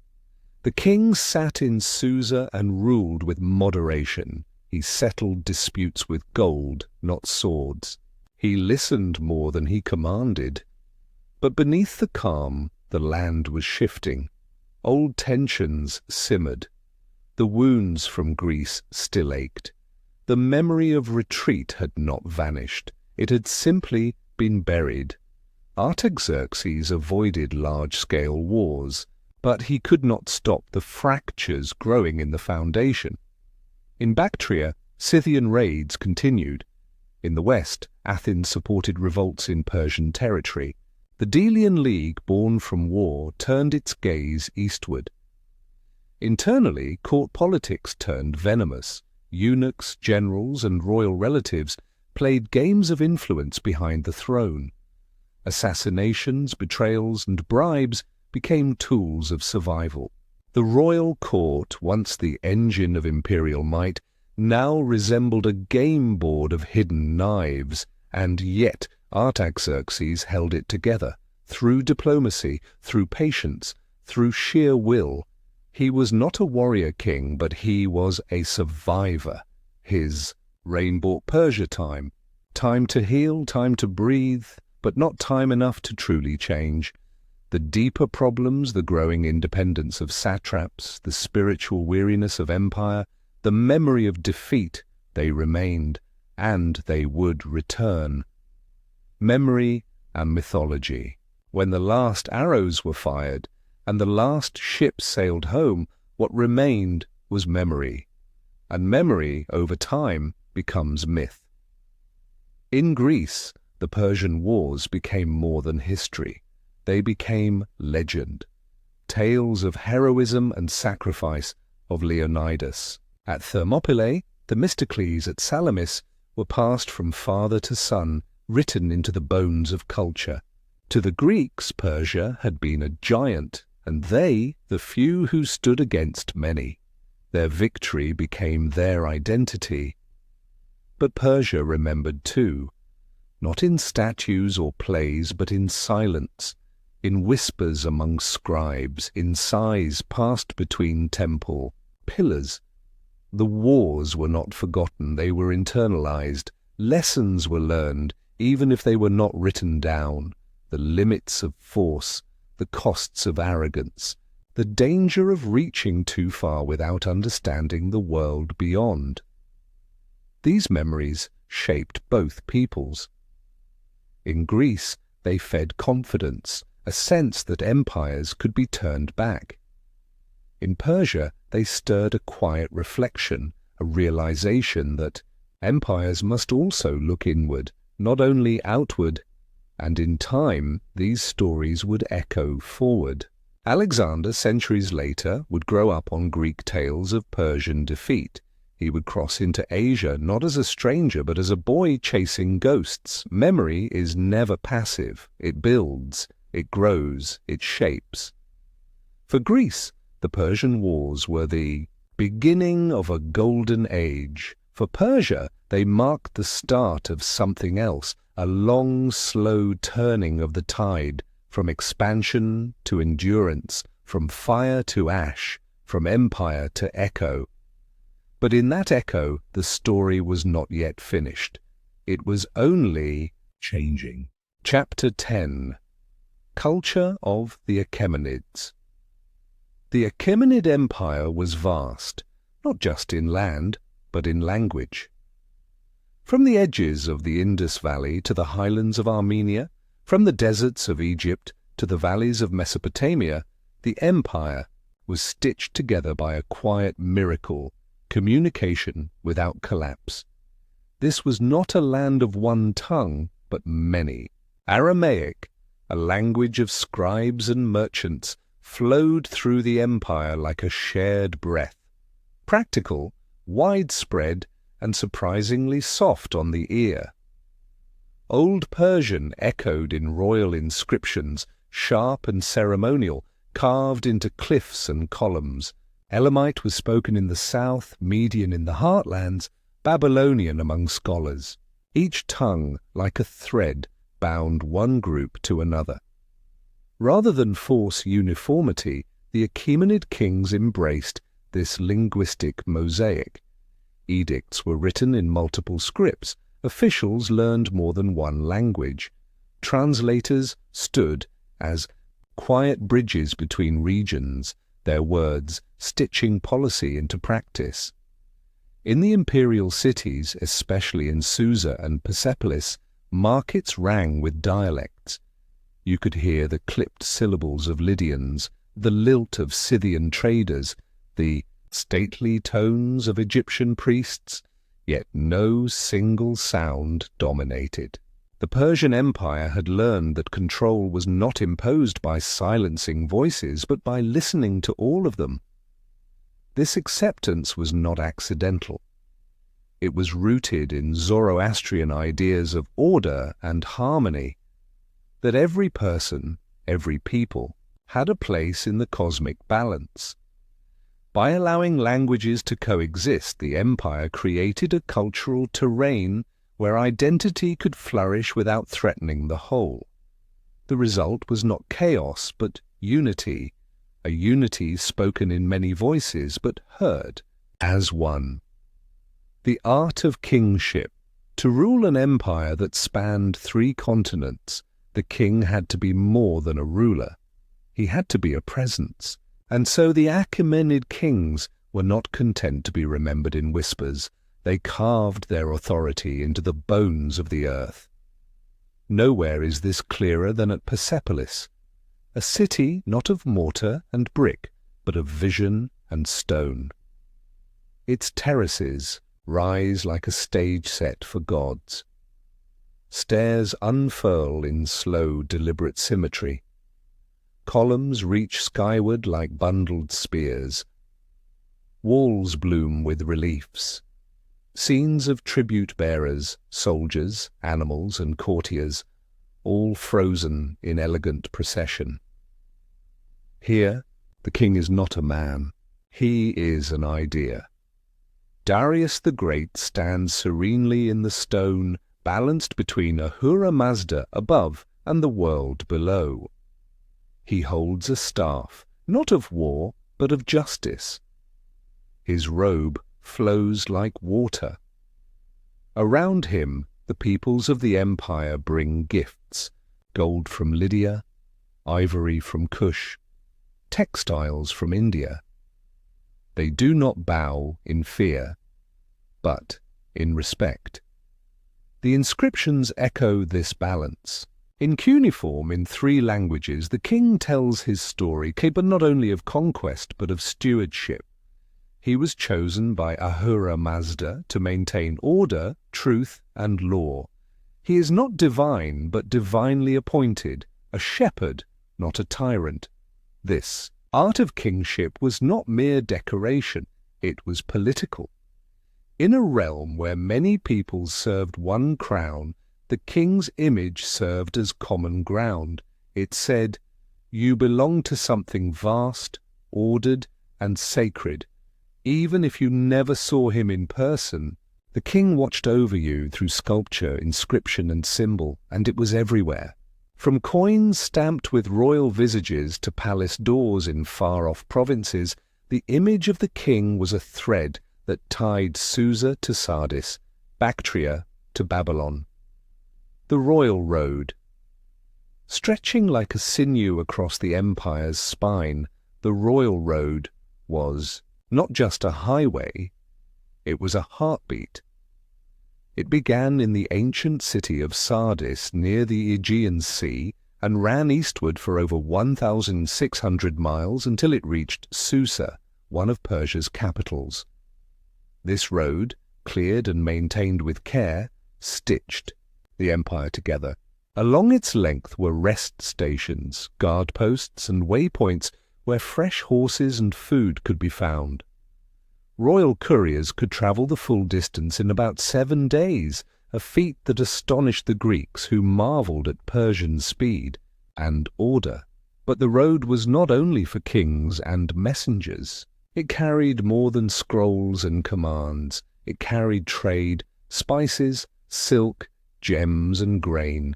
It carried cultures, ideas whispered from one city to another, stories retold, gods renamed and shared. It carried people, soldiers, pilgrims, artisans, and diplomats. The road turned the empire into a network of relationships. A merchant from Lydia could sell wares in Susa. An Egyptian scribe could find work in Persepolis. A Babylonian astronomer could teach in Ecbatana. The road was not just built of stone, it was built of trust. And through this road flowed something even more delicate, the sense of being connected to something greater. When the winds blew across the highlands or the deserts, they did not scatter people. They carried news, hope, and the knowledge that no city stood alone. Even in our modern world, the echoes of the royal road remain, in highways, postal systems, global trade. But none of these would exist without this first great artery drawn across the skin of the empire like a line of destiny. Banquets and benevolence. Persian culture was not just about conquest or architecture. It was also about life, about how people gathered, how they remembered, and how they honored each other. In this realm, hospitality was not a custom, it was a philosophy. To share bread was to declare peace. To host a guest was to protect them as one of your own. From the nomadic traditions of ancient tribes to the royal banquets of Persepolis, hospitality flowed like water. Banquets were central to this rhythm of life. In the great halls of the empire, long tables were lined with food from every corner of the realm. Roasted lamb from the Zagros, fruits from the oases of Chorasmia, honeyed cakes from Lydia. Wine was poured, music played, and dancers moved in the flickering light of oil lamps. But these were not frivolous affairs. They were sacred spaces where alliances were affirmed, poetry recited, and memory passed down. Every toast, every offering was a ritual, a way to bind people together not with law, but with grace. Even funerals were marked by dignity and beauty. When a noble died, they were buried not with wealth, but with care. The Zoroastrian tradition taught respect for the elements, so bodies were laid in silence, away from earth and fire, atop towers where birds could carry the soul skyward. Life and death in Persian eyes were part of a sacred order, not to be feared, but to be honored. And above all, Persian culture held a core belief that dignity mattered. Whether king or cook, priest or porter, every person had a role in the great fabric of the world. The king may rule, but he must do so with truth. The court may feast, but must do so with kindness. This spirit of benevolence did not make the empire perfect, but it made it enduring. It gave the Achaemenids more than power. It gave them grace. Chapter 11. Persia and the world beyond. In the east, where the empire met the humid breath of the Indian subcontinent, the Persian world took on new colors. Beyond the mountains and across the winding Indus River, Darius had extended his reach into the lands we now call the Punjab. Here the soil was soft beneath the feet of farmers. The trees were heavy with fruit, and elephants, majestic, solemn and strong, walked the same roads as Persian soldiers. These were not lands of rebellion.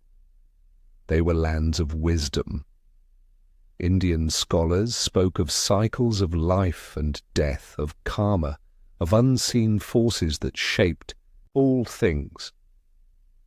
Persian envoys listened, and though they came as emissaries of empire, they returned with more than gold. They returned with ideas. In the great courts of Susa and Persepolis, whispers of Indian thought began to echo. The stars, once studied by Babylonian scribes, were now mapped with a new lens. Medicine learned new herbs. Art took on new forms. And in the Zoroastrian prayers, some heard the distant rhythm of Eastern chants. To rule these distant lands, the Persians appointed satraps, governors who knew how to balance power and peace. But they did not erase local customs. They did not demand sameness. They allowed temples to stand, dialects to be spoken, and local kings to retain their dignity. In this way, the empire expanded not just by sword, but by tolerance. The people of the Indus valleys, in turn, sent their own messages, wrapped in cotton, bound in spice, and written in script. And as caravans moved westward, across mountains and deserts, a subtle truth emerged. Persia had not just crossed into India. India had crossed into Persia, Nile to Oxus. The Achaemenid Empire was not a single land. It was a corridor, a living artery that stretched from the Nile to the Oxus, from Africa's deserts to Central Asia's windswept plains. And it moved always. In the west, where the Nile wound its slow, eternal course, Egypt stood like an ancient elder among younger nations. Its temples were old before Cyrus was born, yet even here the Persians found a way to rule without rupture. When Cambyses entered Egypt, he did not destroy its traditions. He respected them, even adopting titles of pharaoh and worshipping local gods in ritual. Persian satraps walked among sphinxes. Their coins bore Egyptian symbols, and in the records of the temples, Persian kings were etched as rightful rulers. It was not conquest through force, but through dignity. Meanwhile, far to the northeast, the Oxus River curled through the heart of Central Asia. Here, horsemen rode with bows strung across their backs. Their yurts stood in valleys and their customs drifted on the wind. The Persians built fortresses here, yes, but they also built relationships, alliances with tribal leaders, intermarriages, exchanges of horses for grain. From one end to the other, the empire created passage. Ships moved along the Nile, bearing papyrus, grain, and gold. Caravans crossed the Iranian plateau, bearing incense, lapis lazuli, and linen. Roads, rivers, and rituals tied people together in a dance of distance and closeness. And as people moved, so did meaning. The empire was not just lines on a map. It was a great meeting of worlds, each unique, yet woven into something shared. China and the Silk Echo Persia never conquered China. No Persian army crossed the great Taklamakan. No satrap ever ruled beneath the Han banners. And yet, in the silent shimmer of silk, China's presence was felt. From the eastern edges of the Persian realm, caravans began their slow march. Through Bactria, across deserts, through mountain passes where snow fell even in summer.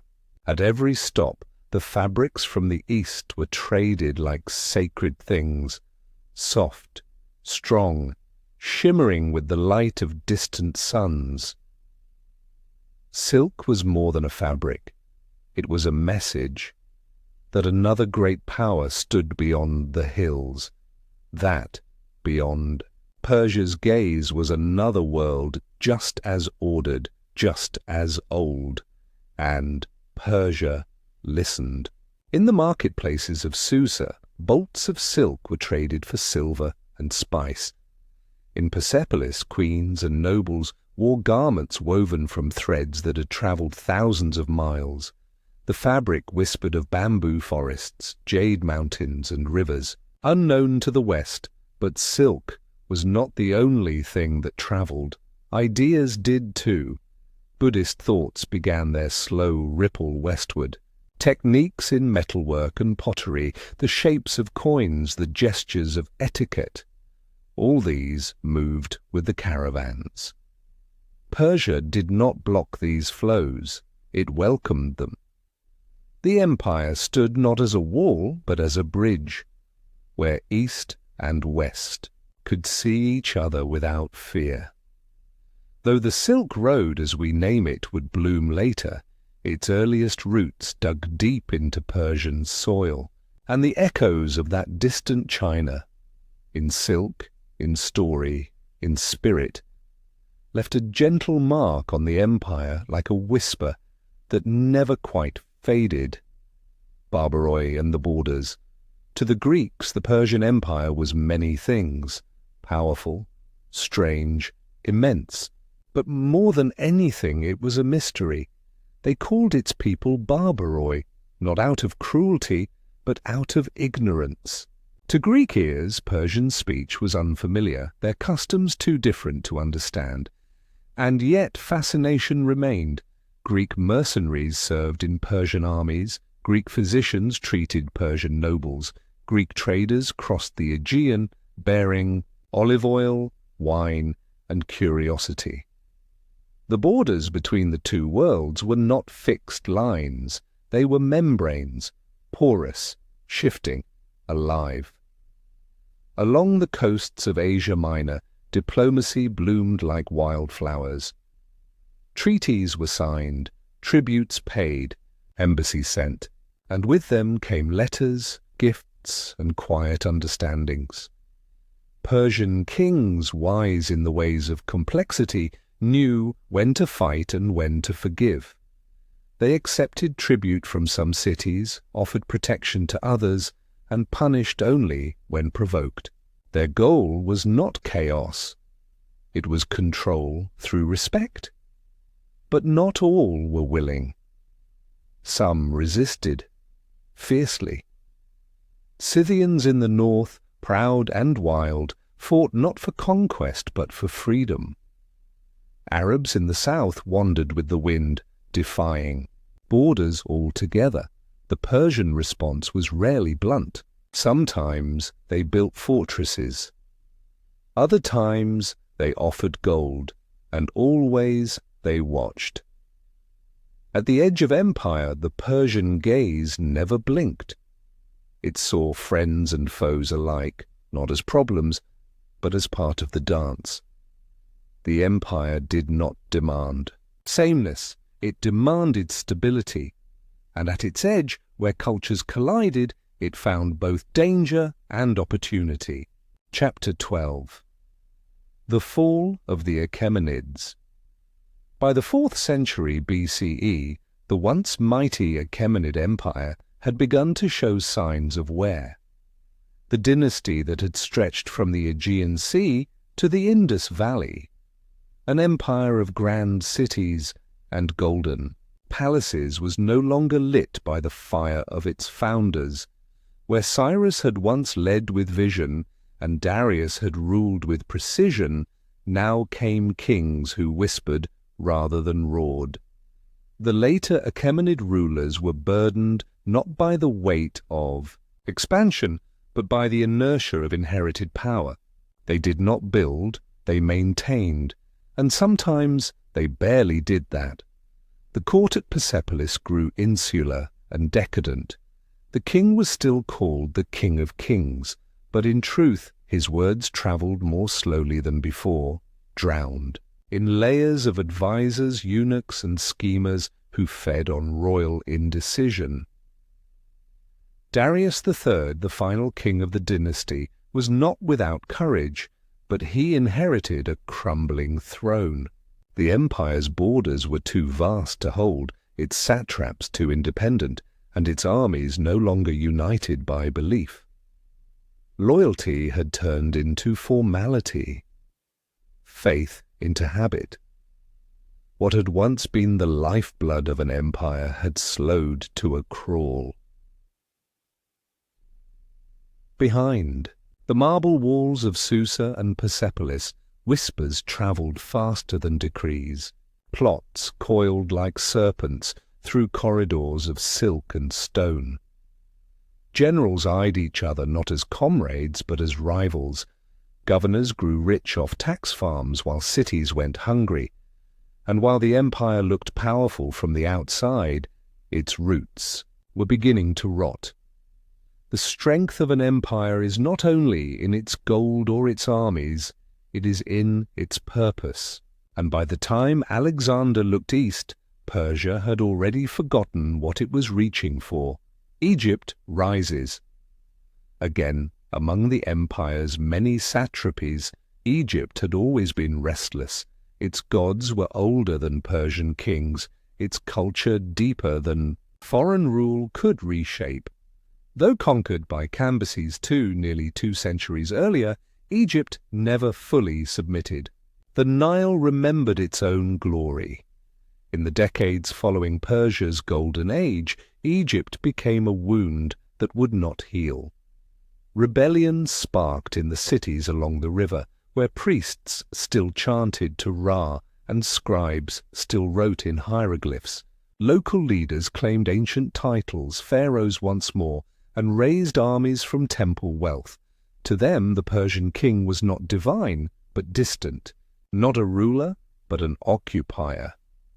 The 28th, 29th, and 30th dynasties of Egypt emerged not in defiance of time, but in defiance of empire. At moments, Persia reasserted its grip, sending armies south to reinstall order, but each time the hold weakened further. Even when reconquered, Egypt's obedience was brittle, more performance than devotion. In 404 BCE, Egypt succeeded in throwing off Persian control once again. The victory was more than military, it was spiritual. For the Egyptians, it meant reclaiming a sacred rhythm of life that had been interrupted. Temples reopened, rituals resumed, and for a time Egypt stood free. But this freedom was not to last forever. The larger world was stirring, and new shadows were forming across the sea. Egypt's defiance revealed the empire's cracks, but it would be a different power that broke it open. A prince from the west, in the rugged highlands of Macedonia, far from the palaces of Persia, a different kind of ruler was rising.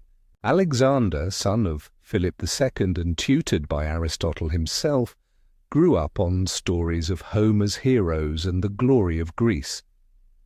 His mind was filled with strategy. His veins ran hot with ambition. He was not born into the world's greatest empire, but he believed he could build one. Alexander was sharp, both in mind and in blade. As a boy, he tamed the wild horse Bucephalus, an act that foreshadowed his future, mastering what others thought unmanageable. As a teenager, he commanded troops in battle. By the age of 20, he was king. And unlike the Persian monarchs, his rule did not begin in stillness, it began with fire.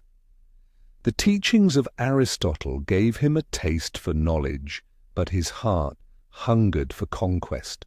Persia was no mere enemy, it was a challenge, a myth to be tested, and Alexander believed he had been born to rewrite the world. His war was not just for vengeance against Darius III, not only for Greece's humiliation at Marathon and Thermopylae. Those were reasons, yes, but the deeper truth lay in destiny. Alexander saw himself as more than a king, more than a general. He was, in his mind, the next world shaper. And to shape the world, he would need to defeat the one that already claimed it. The march begins. In the spring of 334 BCE, Alexander crossed the Hellespont into Asia Minor with roughly 40,000 men. It was not a massive army, but it was mobile, loyal, and led by a man who inspired something more powerful than fear, belief. His arrival marked the beginning of the end for the Achaemenids. The empire that had seemed immovable was now in motion, being tested by a force unlike any it had seen. The first clash came at the Granicus River. Persian satraps assembled quickly, hoping to halt the young invader before he could gain a foothold. But Alexander charged first. His cavalry struck like thunder, his men followed with discipline and fury, The Persians were routed, their defences shattered like clay under a hammer. It was not just a military victory, it was psychological. Alexander had proven that the Persian myth could bleed. From there, he moved swiftly. Sardis fell, then Halicarnassus. City after city surrendered, not merely out of fear, but out of awe. Alexander respected local customs, honored Persian nobles who submitted, and even adopted some elements of Persian dress and ceremony. He was not only conquering land, he was claiming narrative, reframing himself not as a destroyer, but a unifier, not a barbarian, but a king of kings in waiting. Darius III, realizing the scale of the threat, began to assemble a massive army. But each time they met, in Issus, then later in Gaugamela, Alexander outmaneuvered him, not because he had more men, but because he had more clarity. At Gaugamela in 331 BCE, the Persian army was vast, some say over 200,000 strong. But it was slow, overcomplicated, and divided. Alexander's forces were tighter, smarter, and struck with surgical precision. By the end of that day, the Achaemenid backbone was broken. Darius fled, his once mighty court collapsing behind him. Persepolis burned, not by accident, but as a signal. Alexander had arrived and the old world was ending. The Achaemenid Empire, after 2 centuries of rule, fell not only to weapons, but to time. It had grown too large, too slow, too sure of its own permanence. And so it was taken by a man who understood that greatness must move, must adapt, must believe in itself every day, or risk being remembered only in stone. The fall was not immediate, but it was final. Chapter 13. The Conquest of Persia. The wind along the Gulf of Issus was heavy that day, thick with heat, with tension, and with history. On one side stood Darius III, King of Kings, heir to a line that had ruled for 2 centuries. On the other stood Alexander of Macedon, younger, outnumbered, but hungry. The 2 forces met in 333 BCE in a narrow corridor between mountains and sea. Darius had chosen the place, believing that numbers would crush Macedonian courage. His army stretched wide, horsemen, chariots, archers, a wall of men ready to sweep the field, but it was a mistake. The terrain was too tight, the maneuvering space too small. Alexander, ever the tactician, saw it before Darius did. The battle began with the pounding of hooves. Persian cavalry surged forward, but the Macedonians held fast. Then Alexander struck, not from the centre, but from the flank. He led the charge himself, as he always did, eyes locked on the chariot at the heart of the enemy. Darius watched the line buckle. Then he turned and fled. The great king's departure broke the spirit of the army. What followed was chaos. Soldiers scattered, some surrendered, some ran until their legs gave out. But it wasn't just a battlefield lost, it was something deeper. Darius's mother, wife, and children were captured in the confusion. Alexander, to his credit, treated them with dignity, but the symbolism was undeniable. The Persian king had abandoned his own family. From that day forward, the empire was shaken. The myth of Persian invincibility, already trembling, cracked wide open. Darius would try to rebuild, to rally. But the world had already begun to turn. The fall of Persepolis. Persepolis had stood for generations as a monument to Achaemenid power. Carved into the mountain, crowned by columns, wrapped in reliefs of tribute and triumph, it was not just a city, It was the soul of Persia. When Alexander entered the city in 330 BCE, the gates were already open. There was no siege, no defiant last stand. Many in the city welcomed him, hoping for mercy. They found it for a while. Alexander walked through the palace of Darius I, past the great audience halls and golden statues, through rooms that once echoed with the footsteps of kings. But something lingered, anger, perhaps, or vengeance. The memory of Xerxes burning Athens haunted the Greeks, and so, on one night, in the midst of celebration, the torch was passed, literally. Flames licked at the wooden ceilings, pillars cracked in the heat. The heart of an empire glowed orange, and then turned to ash. Was it planned? Was it spontaneous? Was it revenge or drunken impulse? History doesn't agree, but the result is not in question. Persepolis, proud Persepolis, burned. Its archives were lost. Its symbols melted, and though its stones would survive, its spirit did not. For the Persians, it was more than a loss. It was an ending. The place where kings had been crowned and gods had been honored was now a ruin. And in that fire the world knew. The Achaemenids were not coming back. Darius on the run.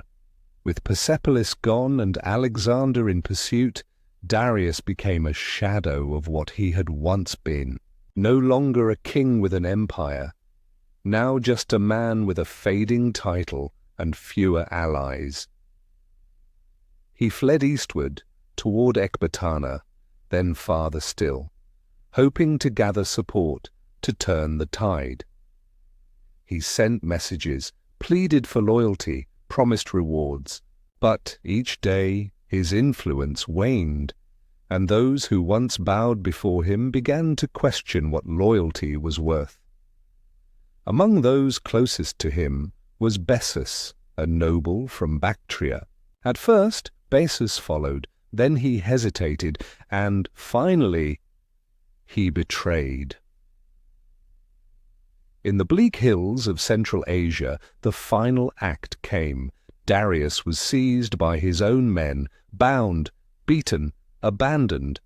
When Alexander's army arrived days later, they found the last Achaemenid king dying, wounded, broken, but alive long enough to speak. Some say he blessed Alexander, some say he asked for vengeance. Whatever the words, the meaning was clear. His empire was lost. Darius died not in battle, but in betrayal. No great ceremony, no final triumph, only dust, silence, and the slow retreat of history. His body was buried with honor by his conqueror. Alexander, though victor, knelt beside the fallen king. He ordered a royal funeral, gave rites in Persian fashion, and sent word across the lands. The King of Kings had passed. There would be no new king from his line. The line itself had ended. Alexander becomes Shahanshah. Conquest is one thing, rule is another. And Alexander understood that to hold Persia, he could not just defeat it. He had to become part of it. In the years that followed, he changed.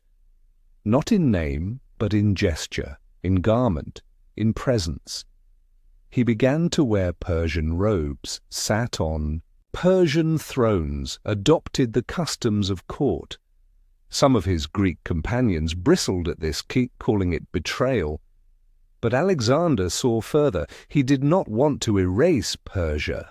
He wanted to fuse it with his own world, to create something new, something greater. And so he married Roxana, a noblewoman of Bactria. Later he encouraged his generals to marry Persian women too. He honored Zoroastrian rituals, appointed Persians to positions of power.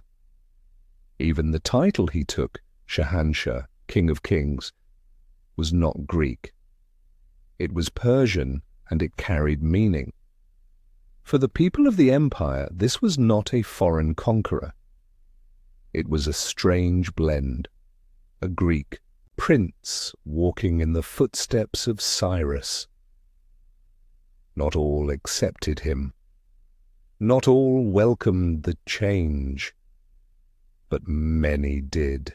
And for a time, something unexpected happened. The old and new coexisted. In the shadows of burnt palaces, a new light began to rise. Alexander's empire would not last. His death would unravel what he had built. But in that brief span between conquest and collapse, Persia did not disappear. It transformed, and through that transformation it endured, not as an empire of borders, but as a civilization of memory. Chapter 14. Persia after Alexander. When Alexander the Great died in 323 BCE, his empire shattered like glass under tension. He had conquered vast lands from the Balkans to the edges of India, but he had not built a system strong enough to hold them together. In the chaos that followed, his generals, called the Diadochi, scrambled for control, carving the empire into pieces. Persia, the heart of the old Achaemenid realm, did not go untouched. It fell into the hands of one of Alexander's most capable commanders, Seleucus I Nicator. A veteran of many battles, Seleucus took control of the eastern provinces and founded the Seleucid Empire, a new dynasty, but one standing on ancient land. Yet ruling Persia was far harder than claiming it. Seleucus established cities, issued coins, and built roads. He hoped to graft Greek order onto Persian soil. But the empire he inherited was too vast, too complex, and too proud to bend easily. His capital was placed far west in Seleucia on the Tigris, close enough to Babylon, but far from the mountains and fire temples of true Persia. The Seleucid grip on Persia was always uneasy. Local satraps bristled under foreign rule. Nomads prowled the frontiers. Taxes were hard to collect. Revolts flared like brushfires. Greek officials replaced Persian nobles, and resentment grew in the quiet. Worse still, the Seleucids were stretched thin. They ruled not just Persia, but Syria, Mesopotamia, and parts of Anatolia. In the west, they clashed with rival Hellenistic kingdoms. In the east, they fought to hold ground against restless tribes and forgotten loyalties. Seleucus himself was assassinated in 281 BCE. His sons and grandsons ruled for another century, but each faced new problems: rebellion, invasion, disloyalty. They built cities like Antioch and spread Greek influence far, but the soul of Persia remained distant, quiet, and watchful. The Seleucids never fully understood the land they ruled, and that would cost them. Hellenism in the east, with the Seleucids, came a flood of Greek culture. Statues of Apollo and Athena stood in cities that once honored Ahura Mazda. Greek became the language of government, of trade, of the elite. Schools taught Homer, not Zoroaster. Theatres appeared where once there were fire altars. But Persia did not vanish. The old ways did not collapse. They bent, shifted, and endured. Persian artisans began to carve in Greek styles, but their hands remembered older shapes. Temples changed form, but not spirit. Zoroastrianism, the ancient faith of light and fire, was not outlawed. It was practiced quietly, then openly, then proudly again. This was not cultural erasure, it was fusion. Hellenistic cities like Susa and Persepolis became mosaics of influence. Greek-style agoras shared space with Persian gardens. Markets sold wine and olive oil beside pomegranates and saffron. Greek philosophers debated ethics under skies where Persian astronomers mapped the stars. The columns were Greek, but the wind that whistled through them still spoke Persian. Many Persian nobles learned Greek. Some married into Macedonian families. A few even served in the Seleucid armies, but in remote villages, in temples hidden, among hills, in the memory of stories told by grandparents at dusk, Persia remained Persia. And so what looked like a victory of Hellenism was in truth a blending, a meeting, not a replacement. The Greeks brought art, science, and new ideas. The Persians brought resilience, spirit, and centuries of tradition. In time, the scales began to shift again. The Persian part of this blend would grow heavier. The Seleucids did not notice, but a change was coming. Parthians in the shadows. To the northeast of the Persian heartland lay the wild lands of Parthia, open plains and rugged hills where nomads rode on horseback and city walls were rare. For centuries it had been a quiet corner of larger empires, but after Alexander nothing stayed quiet for long. Around 247 BCE, a former Seleucid satrap named Andragoras declared independence in Parthia, but he ruled only briefly. From the steppes beyond the Oxus River, a new force descended, the Pani, a nomadic tribe led by a chieftain named Arsaces. Swift as the wind, they conquered Parthia and founded a new dynasty, the Arsacid, better known as the Persian Empire. To the Seleucids they seemed like raiders, but they were more. The Parthians understood the land they took. They adopted Persian customs, revered Persian gods, spoke Persian tongues, and, slowly, they became something new, a fusion of steppe warrior and Persian king. For decades, the Parthians built quietly. They expanded east and west. Their horse archers became legendary, deadly in motion, hard to catch, harder to defeat. They did not rush. They waited, watched, learned. The Seleucid Empire weakened with each passing decade. Internal struggles, wars with Egypt and Rome, and endless revolts sapped its strength.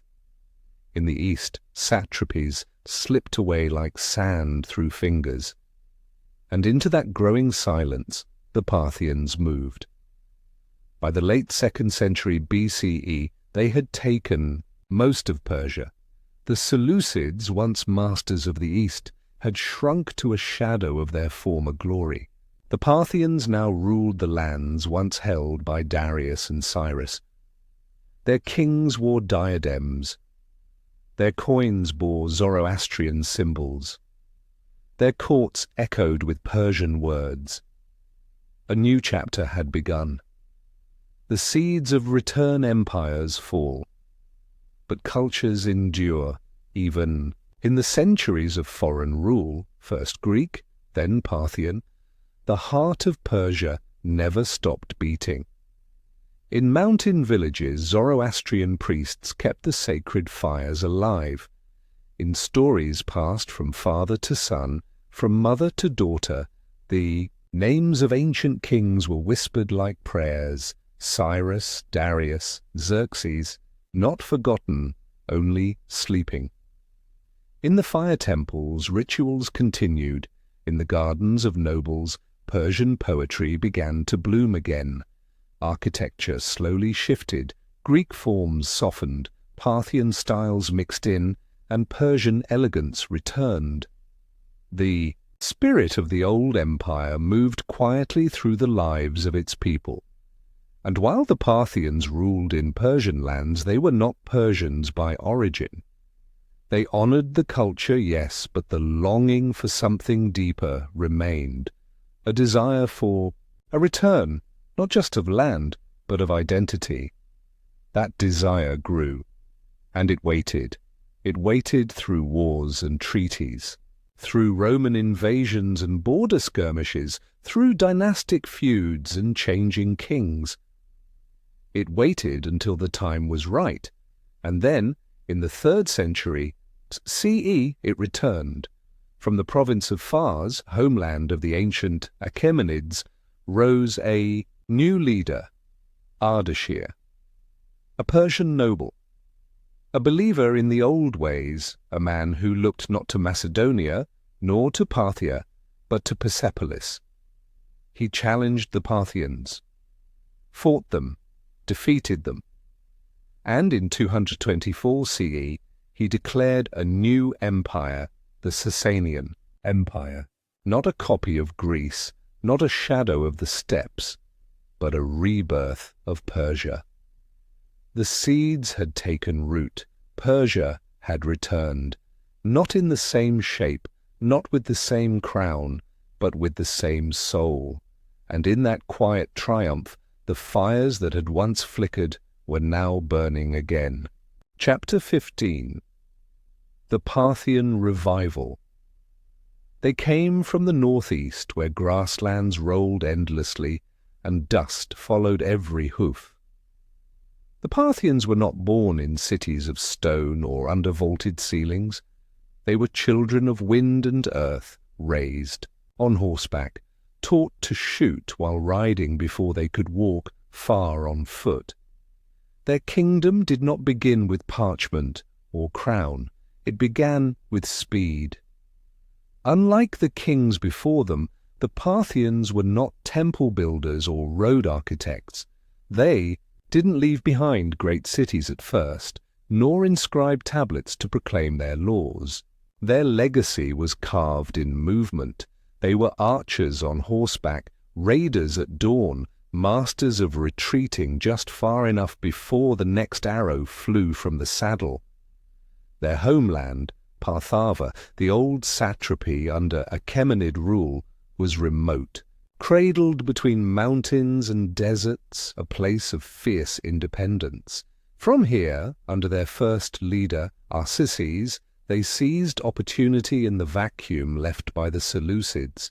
One by one they took cities, not with overwhelming force, but with swiftness, surprise, a knowledge of terrain that outmatched any enemy maps. They brought new warfare, guerrilla tactics, fluid formations.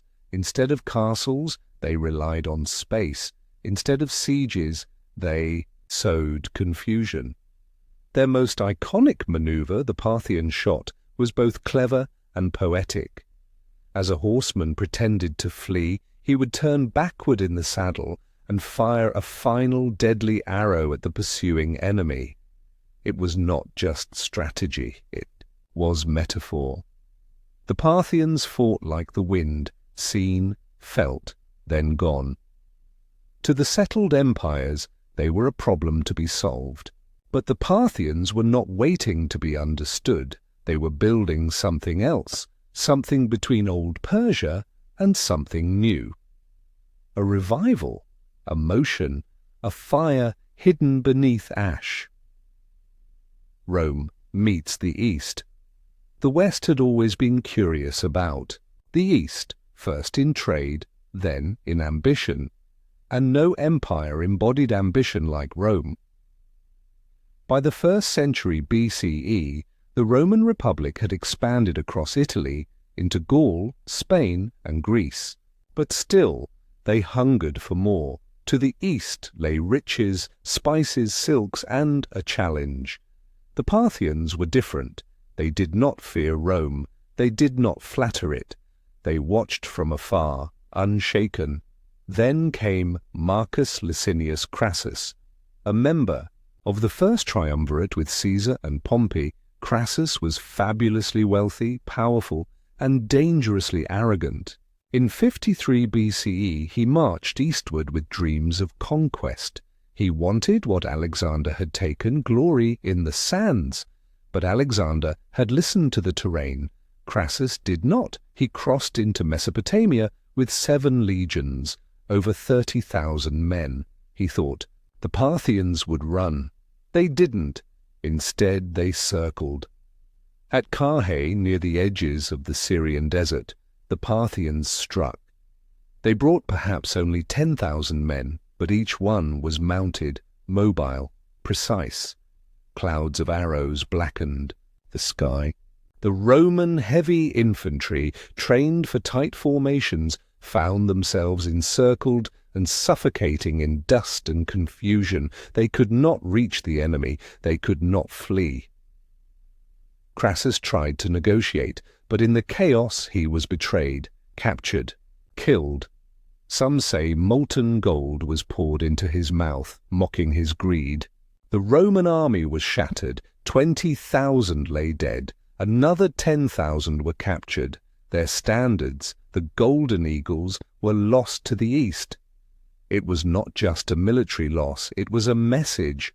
The east was not to be tamed, not by Rome, not by force. And the Parthians, little known before, now stood as the new guardians of Persia. They had stopped the empire of legions in its tracks, not with numbers, but with knowledge, with patience, with wind, a new kind of empire.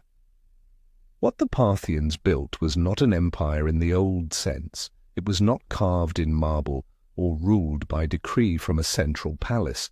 It was a living, breathing thing, loose, layered, and decentralized. A confederation, more than a monarchy. A dance of power, more than a command. They did not try to imitate the Achaemenids. They ruled differently.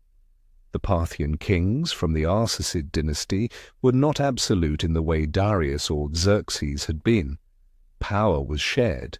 Tribal chiefs held local control. Nobles commanded their own armies. Decisions were made through councils and consensus. It was messy, but it worked. Cities like Ctesiphon rose along the Tigris River, capitals that were more tense than temples, ever shifting. The court moved often following seasons, avoiding siege and maintaining flexibility. The Parthians did not try to reshape the land, they adapted to it. Religion, too, remained diverse.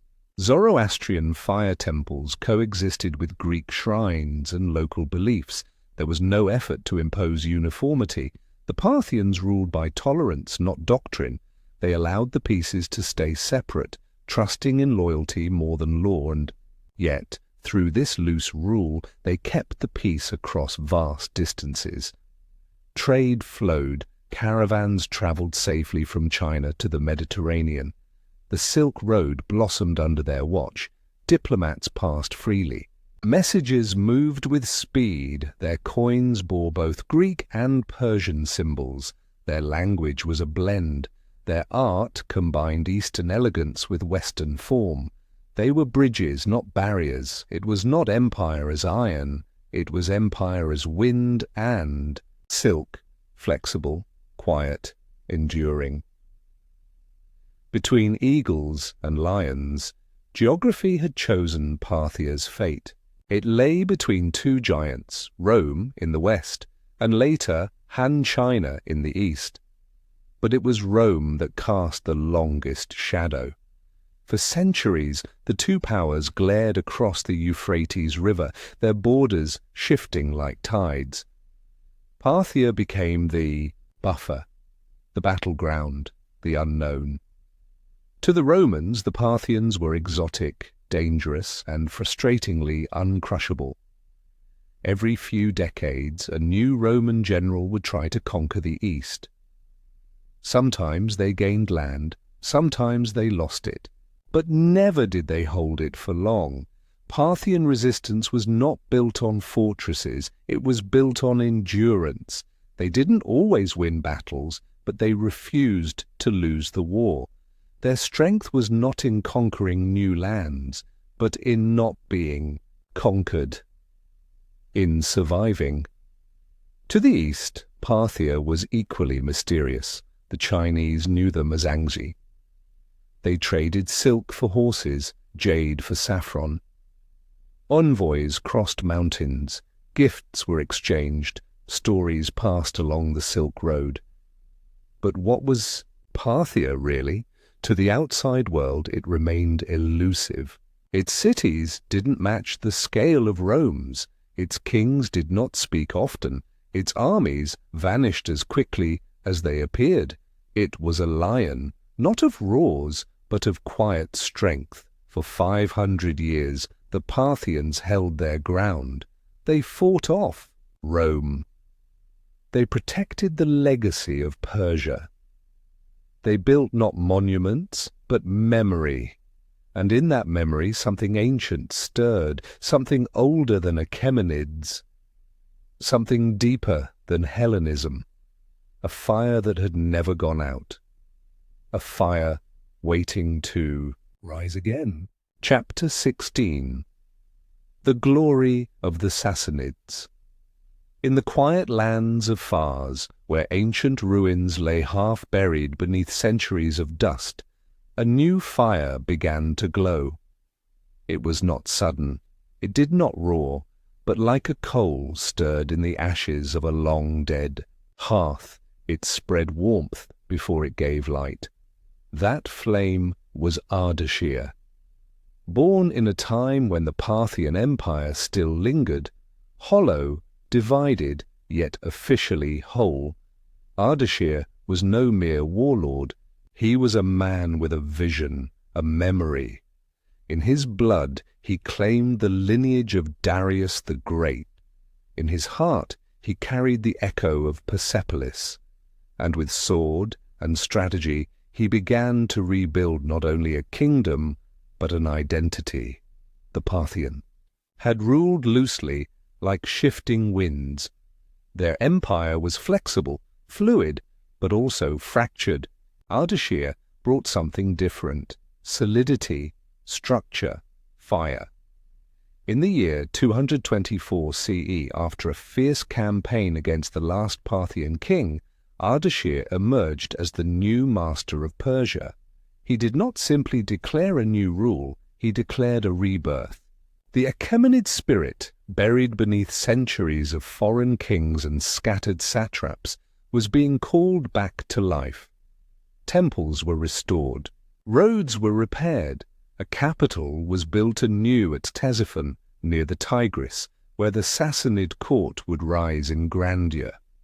The empire took shape with clarity, a central monarch, powerful bureaucracy, and a sense of sacred purpose.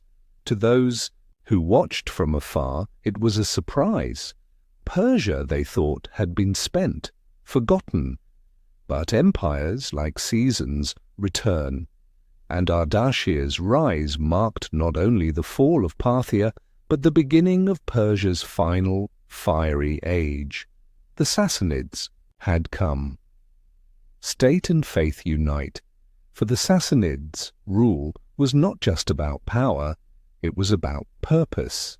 And at the heart of that purpose was faith. Zoroastrianism, the ancient fire religion of Persia, was not new. It had lived through the Achaemenids, hidden beneath Hellenism, and survived under Parthian tolerance. But now it rose again, not as a private belief, but as the soul of the empire. The Sassanid kings saw themselves not just as rulers, but as guardians of divine order.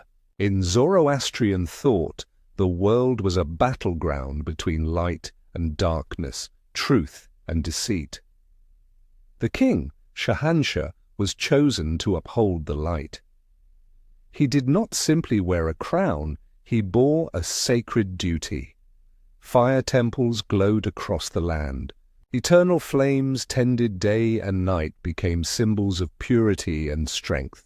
Priests, the Magi, held new authority, advising kings, guiding law, and shaping society. Religion and state were not separate, they were two sides of the same coin. Every law was divine, every judgment a step toward cosmic justice. The Avesta, the holy texts of Zoroastrianism, were copied, spread, and taught with reverence. The rituals were elaborate, the festivals grand. Nowruz, the Persian New Year, gained renewed splendor as a celebration of cosmic balance. In villages, farmers blessed their fields with sacred chants. In cities, nobles made offerings before fire altars. Even in war, banners flew with symbols of the divine flame. This fusion of rule and religion gave the Sassanid state a strong spine. It united people, it gave meaning to conquest and structure to peace, but it also created lines between believer and outsider, between loyalty and heresy. The Sassanids had rekindled the ancient fire, but fire, while sacred, could also scorch. Wars, with Rome renewed. With strength came challenge. And beyond Persia's western borders, an old adversary still breathed, Rome. By now, it was no longer the same Rome that had once clashed with Parthia. The empire had split east and west, its emperors shifting and its borders changing, but its pride remained, and so did its hunger. The Sassanids, more centralized and aggressive than the Parthians before them, quickly came into conflict with the Eastern Roman Empire, also known as Byzantium. What followed was not one war, but a series of them, a rhythm of clashing swords, flaming cities, and shifting borders. Under Shapur Pasha Ardashir's son, the Sassanids struck with force. Antioch was captured. Roman forces were driven back. In 260 CE, Emperor Valerian himself was taken prisoner by Shapur, an event so shocking that it echoed through Roman memory like a wound. Some accounts say he was humiliated, even used as a human footstool. Others say he died in chains. Either way, it was clear. Persia was no longer a sleeping power. Yet Rome endured. And so the wars continued. For centuries they would rage, off and on, like the turning of a wheel. Sometimes it was Persia that gained ground. Sometimes Rome. Each side claimed victory. Each side bled. Cities were burned, rebuilt, and burned again. Fortresses were raised in Armenia. Ambassadors came with peace, then left with threats. Soldiers marched over the same river valleys their grandfathers had fought beside. It was a struggle not just for land, but for legacy. And through it all, the Sassanids proved one thing clearly.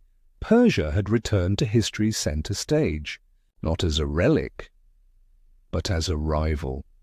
The peak before the fall.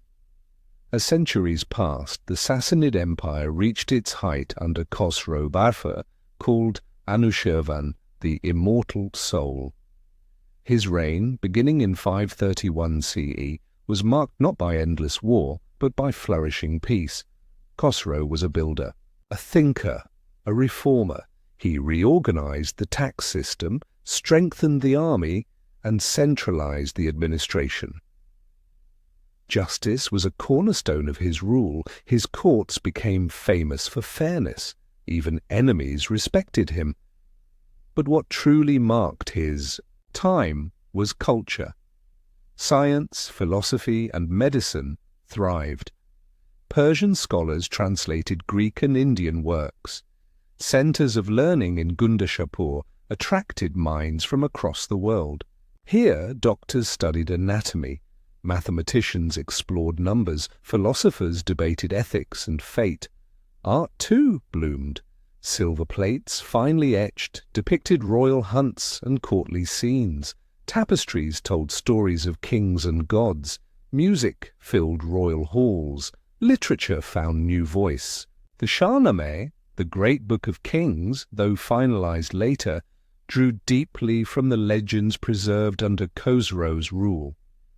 This was the peak, the mountain-top of Persian revival, a time when empire and identity walked hand in hand, when Kings ruled with wisdom, when faith inspired creation, not conflict.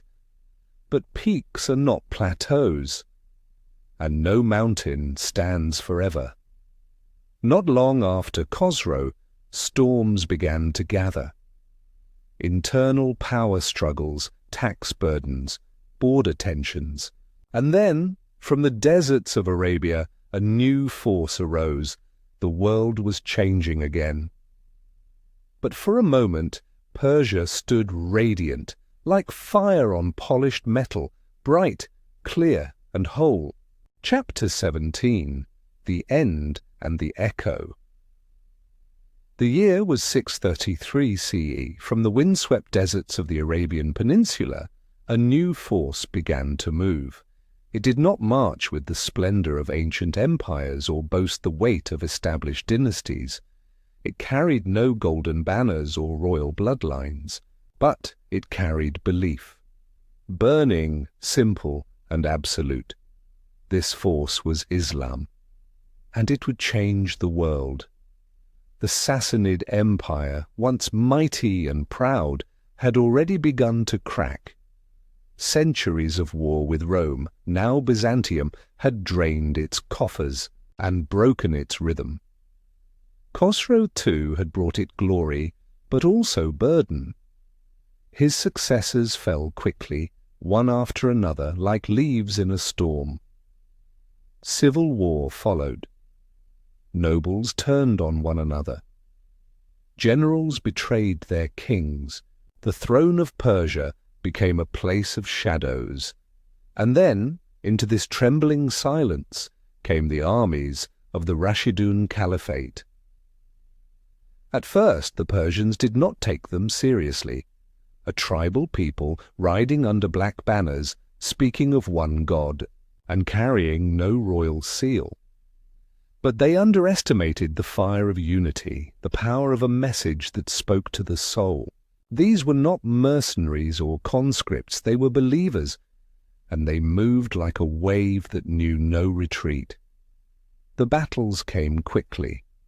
At Qadisiyah in 636, the mighty Persian army met the Arab forces and was broken.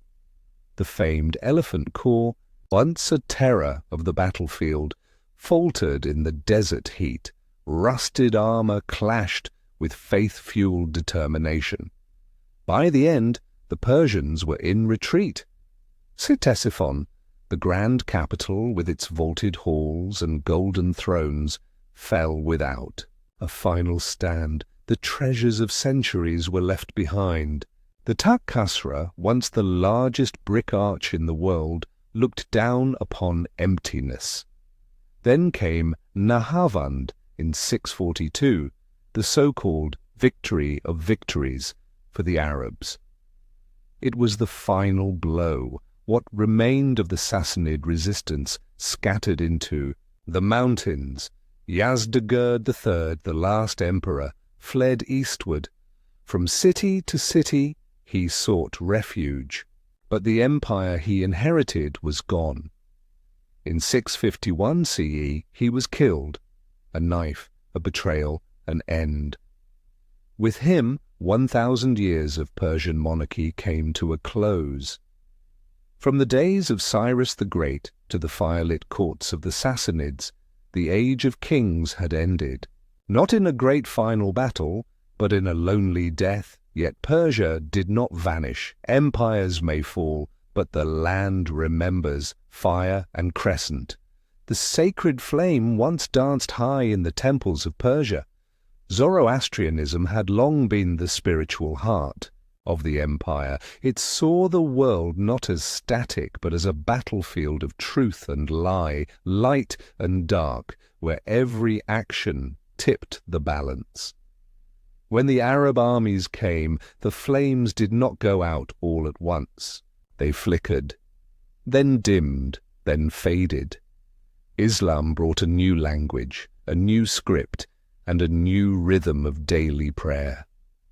The old temples, with their carved columns and burning hearths, stood silent. Some were destroyed, others were converted. Few remained, hidden in remote valleys, guarded by the last priests of Ahura Mazda. Zoroastrianism did not resist with armies. It receded slowly into memory. But memory is resilient. The Parsis, descendants of those who fled the Islamic conquests, carried the faith to the west coast of India. There, in Gujarat, they rebuilt temples, preserved texts, and whispered prayers in a foreign land. They remembered fire as sacred.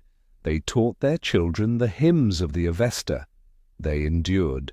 In Iran itself, small communities of Zoroastrians held on. Persecuted at times, tolerated at others, they became quiet stewards of a past that most had forgotten. Their numbers shrank, but the faith, like an ember, never vanished. And within Islam itself, echoes of Zoroastrian thought remained. Concepts of judgment, paradise, and moral dualism found familiar ground in the Quran. The transition was not a violent erasure, but a blending. Even as mosques rose, the spirit of the fire temple lingered. The crescent moon now shone over Persia, but the flame still burned, softly, secretly, and with pride. The Persian soul persists. Though defeated in war, Persia was never conquered in spirit. What followed the Arab conquest was not a flattening of identity, but a transformation.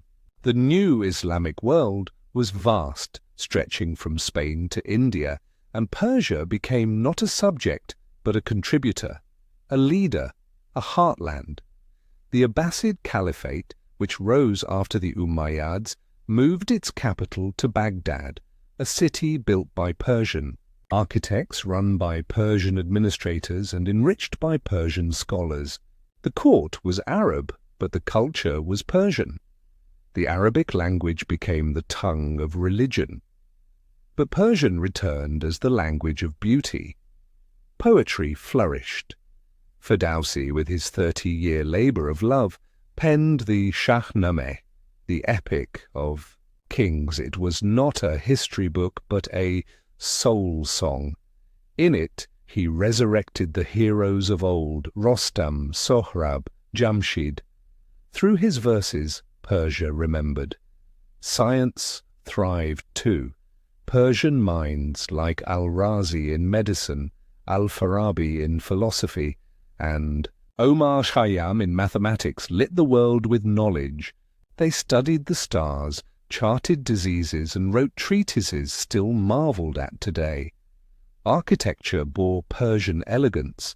The dome, the arch, the intricate tile work, all carried the signature of Persian taste.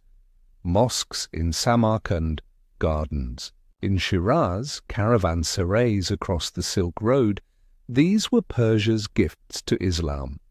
Even Islamic mysticism, known as Sufism, found deep roots in Persian soil. Rumi, the whirling poet of love and divine longing, wrote in Persian. His verses are read not only in Iran but across the globe. Persia shaped the very soul of the Islamic Golden Age. It gave it language, colour, rhythm, and grace. This was not the silence of the conquered. It was the voice of a people who had changed. Robes, but not their heart. Whispers through time. Time passed. Dynasties rose and fell. The Seljuks, the Mongols, the Safavids, the Ottomans to the west, the Mughals to the east. But Persia remained, sometimes a kingdom, sometimes a province, always an idea. The ruins of Persepolis lay half buried, yet unforgotten. Travellers stood in awe before the columns of the Apadana. Scholars puzzled over inscriptions in cuneiform. Even when unread, the walls spoke. In literature, the past echoed. In customs, it survived. In names, Cyrus, Darius, Anushirvan, it was honoured. And in every Nowruz, the Persian New Year, fire was lit again. Children jumped over flames. Families laid tables with symbols of spring and rebirth. The empire had fallen, but its rhythm lived on in the turning of seasons. Even in the modern world, the echo of ancient Persia rings clear. The Iranian identity is not borrowed, it is remembered. The language still carries ancient words. The poetry still flows from old wells. The pride is not just national, it is civilizational. Cyrus the Great, whose tomb still stands in Pasargadae, is not seen as a relic, but as a father. His words of tolerance, his rule of law, his respect for different peoples, all remain part of Iran's cultural DNA. Tourists walk the royal road. Historians study Susa and Ecbatana. Zoroastrians still tend the flame, and somewhere a child reads the Shahnameh by candlelight, learning of battles, kings, and the eternal dance of fate. The Persian Empire is no longer a power on the map, but it is a presence in stories, in stone, in silence, and in every heart that beats with memory.